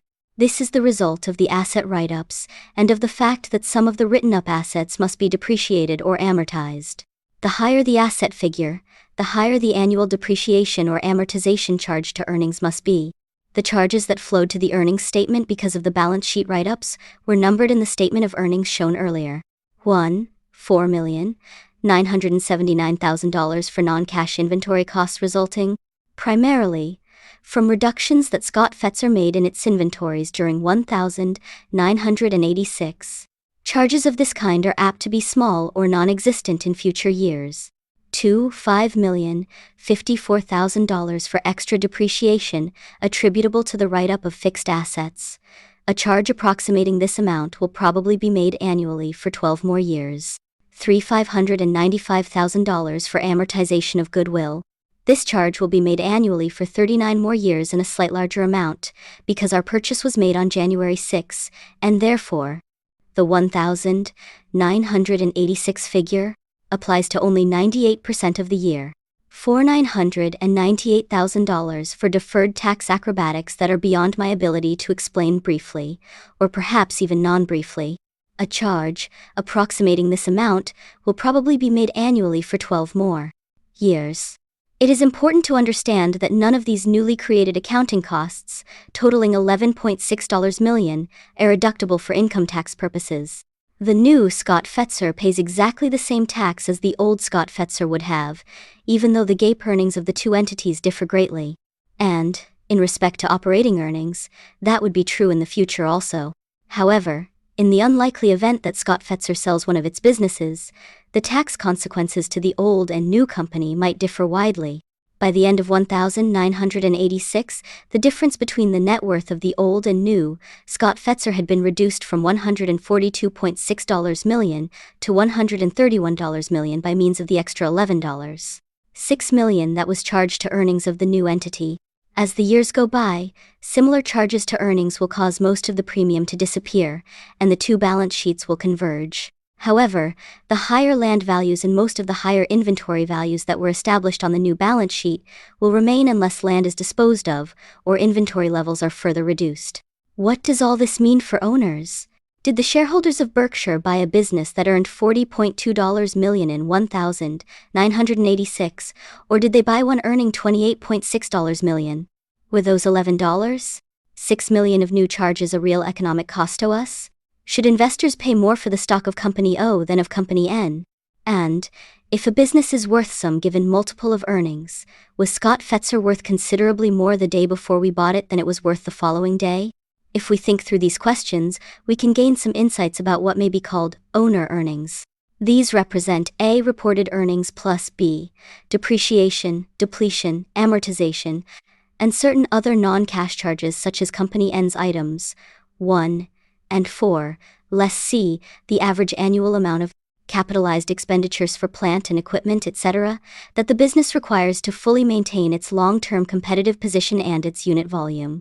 If the business requires additional working capital to maintain its competitive position and unit volume, the increment also should be included in C. However, Businesses following the LIFO inventory method usually do not require additional working capital if unit volume does not change. Our owner earnings equation does not yield the deceptively precise figures provided by GAAP, since C must be guess and one sometimes very difficult to make. Despite this problem, we consider the owner earnings figure, not the GAAP figure, to be the relevant item for valuation purposes, both for investors in buying stocks and for managers in buying entire businesses. We agree with Keynes's observation. I would rather be vaguely right than precisely wrong. The approach we have outlined produces owner earnings for Company O and Company N that are identical, which means valuations are also identical, just as common sense would tell you should be the case. This result is reached because the sum of A and B is the same in both columns O and N, and because C is necessarily the same in both cases. And what do Charlie and I, as owners and managers, believe is the correct figure for the owner earnings of Scott Fetzer? Under current circumstances, we believe C is very close to the old company's B number of $8.3 million and much below the new company's B number of $19.9 million. Therefore, we believe that owner earnings are far better depicted by the reported earnings in the O column than by those in the N column. In other words, we feel owner earnings of Scott Fetzer are considerably larger than the GAAP figures that we report. That is obviously a happy state of affairs. But calculations of this sort usually do not provide such pleasant news. Most managers probably will acknowledge that they need to spend something more than B on their business case over the longer term, just to hold their ground in terms of both unit volume and competitive position. When this imperative exists, that is, when C exceeds B, GAAP earnings overstate owner earnings. Frequently this overstatement is substantial. The oil industry has in recent years provided a conspicuous example of this phenomenon. Had most major oil companies spent only B each year, they would have guaranteed their shrinkage in real terms. All of this points up the absurdity of the cash flow numbers that are often set forth in Wall Street reports. These Z numbers routinely include A plus B, but do not subtract C. Most sales brochures of investment bankers also feature deceptive presentations of this kind. These imply that the business being offered is the commercial counterpart of the pyramid's forever state-of-the-art, never needing to be replaced, improved, or refurbished. Indeed, if all U.S. corporations were to be offered simultaneously for sale through our leading investment bankers, and if the sales brochures describing them were to be believed, governmental projections of national plant and equipment spending would have to be slashed by 90%. Cash flow, true, may serve as a shorthand of some utility in descriptions of certain real estate businesses or other enterprises that make huge initial outlays and only tiny outlays thereafter. A company whose only holding is a bridge or an extremely long-lived gas field would be an example. But cash flow is meaningless in such businesses as manufacturing, retailing, extractive companies, and utilities because, for them, C is always significant. To be sure, businesses of this kind may in a given year be able to defer capital spending, but over a 5 or 10-year period, they must make the investment or the business decays. Why then are cash flow numbers so popular today? In answer, we confess our cynicism. We believe the C numbers are frequently used by marketers of businesses and securities in attempts to justify the unjustifiable, and thereby to sell what should be the unsaleable. When A, that is, GAAP earnings looks by itself inadequate to service debt of a junk bond or justify a foolish stock price, how convenient it becomes for salesmen to focus on A plus B. But you shouldn't add B without subtracting C. Though dentists correctly claim that if you ignore your teeth they'll go away, the same is not true for C. The company or investor believing that the debt servicing ability or the equity valuation of an enterprise can be measured by totaling A and B while ignoring C is headed for certain trouble. To sum up, in the case of both Scott Fetzer and our other businesses, we feel that B, on an historical cost basis, that is to say, with both amortization of intangibles and other purchase price adjustments excluded, is quite close in amount to C. The two items are not identical, of course. For example, at C's we annually make capitalized expenditures that exceed depreciation by $500,000 to $1 million, simply to hold our ground competitively. Our conviction about this point is the reason we show our amortization and other purchase price adjustment items separately in the table on page 8, and is also our reason for viewing the earnings of the individual businesses as reported there as much more closely approximating owner earnings than the GAAP figures. Questioning GAAP figures may seem impious to some. After all, what are we paying the accountants for if it is not to deliver us the truth about our business? But the accountant's job is to record, not to evaluate. The evaluation job falls to investors and managers. Accounting numbers, of course, are the language of business, and as such are of enormous help to any evaluating the worth of a business and tracking its progress. Charlie and I would be lost without these numbers. They invariably are the starting point for us in evaluating our own businesses and those of others. Managers and donors need to remember, however, that accounting is but an aid to business thinking, never a substitute for it. Berkshire Hathaway Inc. To the shareholders of Berkshire Hathaway Incorporated, our gain in net worth during 1987 was $464 million, or 19.5%. Over the last 23 years, that is, since present management took over, our per-share book value has grown from $19.46 to $2,477.47, or at a rate of 23.1% compounded annually. What counts, of course, is the rate of gain in per-share business value, not book value. In many cases, a corporation's book value and business value are almost totally unrelated. For example, just before they went bankrupt, LTV and Baldwin United published year-end audits showing their book values to be $652 million and $397 million, respectively. Conversely, Belridge Oil was sold to Shell in 1979 for $3.6 billion, although its book value was only $177 million. At Berkshire, however, the two valuations have tracked rather closely, with the growth rate in business value over the last decade moderately outpacing the growth rate in book value. This good news continued in 1987. Our premium of business value to book value has widened for two simple reasons. We own some remarkable businesses, and they are run by even more remarkable managers.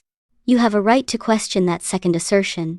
After all, CEOs seldom tell their shareholders that they have assembled a bunch of turkeys to run things. Their reluctance to do so makes for some strange annual reports. Oftentimes, in his shareholders' letter, a CEO will go on for pages detailing corporate performance that is woefully inadequate.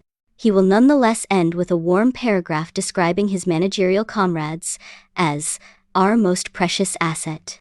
Such comments sometimes make you wonder what the other assets can possibly be. At Berkshire, however, my appraisal of our operating managers is, if anything, understated. To understand why, first take a look at page 7, where we show the earnings, on an historical cost accounting basis, of our 7 largest non-financial units: Buffalo News, Feckheimer, Kirby, Nebraska, Furniture Mart, Scott Fetzer Manufacturing Group, See's Candies, and World Book. In 1987, these 7 business units had combined earnings before interest and taxes of $180 million. By itself, this figure says nothing about economic performance. To evaluate that, we must know how much total debt and equity was needed to produce these earnings. Debt plays an insignificant role at our 7 units. Their net interest expense in 1987 was only $2 million. Thus, pre-tax earnings on the equity capital employed by these businesses amounted to $178 million. And this equity, again on an historical cost basis, was only $175 million.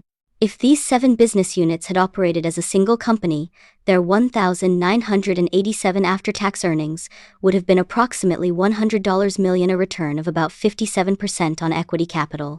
You'll seldom see such a percentage anywhere, let alone at large diversified companies with nominal leverage. Here's a benchmark. In its 1988 Investor's Guide issue, Fortune reported that among the 500 largest industrial companies and 500 largest service companies, only 6 had averaged a return on equity of over 30% during the previous decade. The best performer among the 1,000 was Commerce Clearinghouse at 40.2%. Of course, the returns that Berkshire earns from these 7 units are not as high as their underlying returns because, in aggregate, we bought the businesses at a substantial premium to underlying equity capital. Overall, these operations are carried on our books at about $222 million above the historical accounting values of the underlying assets. However, the managers of the units should be judged by the returns they achieve on the underlying assets. What we pay for a business does not affect the amount of capital its manager has to work with. If, to become a shareholder and part owner of Commerce Clearinghouse, you pay, say, 6 times book value, that does not change CCH's return on equity. 3 important inferences can be drawn from the figures I have cited. First, the current business value of these 7 units is far above their historical book value, and also far above the value at which they are carried on Berkshire's balance sheet. Second, because so little capital is required to run these businesses, they can grow while concurrently making almost all of their earnings available for deployment in new opportunities. Third, these businesses are run by truly extraordinary managers. The Blumkins, the Heldmans, Chuck Huggins, Stan Lipsey, and Ralph Shea all meld unusual talent, energy, and character to achieve exceptional financial results. For good reasons, we had very high expectations when we joined with these managers. In every case, however, our experience has greatly exceeded those expectations. We have received far more than we deserve, but we are willing to accept such inequities. We subscribe to the view Jack Benny expressed upon receiving an acting award. I don't deserve this, but then, I have arthritis, and I don't deserve that either. Beyond the Sainted Seven, we have our other major unit, insurance, which I believe also has a business value well above the net assets employed in it. However, appraising the business value of a property casualty insurance company is a decidedly imprecise process. The industry is volatile, reported earnings oftentimes are seriously inaccurate, and recent changes in the tax code will severely hurt future profitability. Despite these problems, we like the business, and it will almost certainly remain our largest operation. Under Mike Goldberg's management, the insurance business should treat us well over time. With managers like ours, my partner Charlie Munger, and I have little to do with operations. In fact, it is probably fair to say that, if we did more, less would be accomplished. We have no corporate meetings, no corporate budgets, and no performance reviews. Though our managers, of course, oftentimes find such procedures useful at their operating units. After all, what can we tell the Blumkins about home furnishings, or the Heldmans about uniforms? Our major contribution to the operations of our subsidiaries is applause. But it is not the indiscriminate applause of a Pollyanna. Rather, it is informed applause based upon the 2 long careers we have spent intensively observing business performance and managerial behavior. Charlie and I have seen so much of the ordinary in business that we can truly appreciate a virtuoso performance. Only one response to the 1,987 performance of our operating managers is appropriate: sustained, deafening applause. Sources of reported earnings. The table on the following page shows the major sources of Berkshire's reported earnings. In the table, amortization of goodwill and other major purchase price accounting adjustments are not charged against the specific businesses to which they apply, but, instead, are aggregated and shown separately. In effect, this procedure presents the earnings of our businesses as they would have been reported had we not purchased them. In appendixes to my letters in the 1983 and 1986 annual reports, I explained why this form of presentation seems to us to be more useful to investors and managers than the standard GAAP presentation, which makes purchase price adjustments on a business-by-business basis. The total net earnings we show in the table are, of course, identical to the GAAP figures in our audited financial statements. In the business segment data on pages 36 to 38, and in the management's discussion section on pages 40 to 44, you will find much additional information about our businesses. In these sections you will also find our segment earnings reported on a GAAP basis. I urge you to read that material, as well as Charlie Munger's letter to Wesco shareholders, describing the various businesses of that subsidiary, which starts on page 45. 0 seconds omitted. Berkshire's share of net earnings. After taxes and minority interests. Gypsy Rose Lee announced on one of her later birthdays. I have everything I had last year. It's just that it's all 2 inches lower. As the table shows, during 1987, almost all of our businesses aged in a more upbeat way. There's not a lot new to report about these businesses, and that's good, not bad. Severe change and exceptional returns usually don't mix. Most investors, of course, behave as if just the opposite were true. That is, they usually confer the highest price-earnings ratios on exotic-sounding businesses that hold out the promise of feverish change. That prospect lets investors fantasize about future profitability rather than face today's business realities. For such investor dreamers, any blind date is preferable to one with the girl next door, no matter how desirable she may be. Experience, however, indicates that the best business returns are usually achieved by companies that are doing something quite similar today to what they were doing 5 or 10 years ago. That is no argument for managerial complacency. Businesses always have opportunities to improve service, product lines, manufacturing techniques, and the like, and obviously these opportunities should be seized. But a business that constantly encounters major change also encounters many chances for major error. Furthermore, economic terrain that is forever shifting violently is ground on which it is difficult to build a fortress-like business franchise. Such a franchise is usually the key to sustained high returns. The Fortune study I mentioned earlier supports our view. Only 25 of the 1,000 companies met 2 tests off economic excellence, an average return on equity of over 20% in the 10 years, 1,977 through 1,986, and no year worse than 15%. These business superstars were also stock market superstars. During the decade, 24 of the 25 outperformed the S&P 500. The Fortune champs may surprise you in 2 respects. First, most use very little leverage compared to their interest-paying capacity. Really good businesses usually don't need to borrow. Second, except for one company that is high-tech and several others that manufacture ethical drugs, the companies are in businesses that, on balance, seem rather mundane. Most sell non-sexy products or services in much the same manner as they did 10 years ago, though in larger quantities now, or at higher prices, or both. The record of these 25 companies confirms that making the most of an already strong business franchise, or concentrating on a single winning business theme, is what usually produces exceptional economics. Berkshire's experience has been similar. Our managers have produced extraordinary results by doing rather ordinary things, but doing them exceptionally well. Our managers protect their franchises, they control costs, they search for new products and markets that build on their existing strengths, and they don't get diverted. They work exceptionally hard at the details of their businesses. And it shows. Here's an update. Agatha Christie, whose husband was an archaeologist, said that was the perfect profession for one's spouse. The older you become, the more interested they are in you. It is students of business management, not archaeologists, who should be interested in Mrs. B. Rose Blumkin, the 94-year-old chairman of Nebraska Furniture Mart. 50 years ago, Mrs. B. started the business with $500. And today NFM is far and away the largest home furnishing store in the country. Mrs. B continues to work 7 days a week at the job from the opening of each business day until the close. She buys, she sells, she manages, and she runs rings around the competition. It's clear to me that she's gathering speed and may well reach her full potential in another 5 or 10 years. Therefore, I've persuaded the board to scrap our mandatory retirement at 100 policy. And it's about time. With every passing year, this policy has seemed sillier to me. Net sales of NFM were $142.6 million in 1987, up 8% from 1,986. There's nothing like this store in the country, and there's nothing like the family Mrs. B has produced to carry on. Her son Louis and his 3 boys, Ron, Irv, and Steve, possess the business instincts, integrity, and drive of Mrs. B. They work as a team, and, strong as each is individually, the whole is far greater than the sum of the parts. The superb job done by the Blumkins benefits us as owners, but even more dramatically benefits NFM's customers. They saved about $30 million in 1987 by buying from NFM. In other words, the goods they bought would have cost that much more if purchased elsewhere. You'll enjoy an anonymous letter I received last August. Sorry to see Berkshire profits fall in the second quarter. One way you may gain back part of your lost. Sick.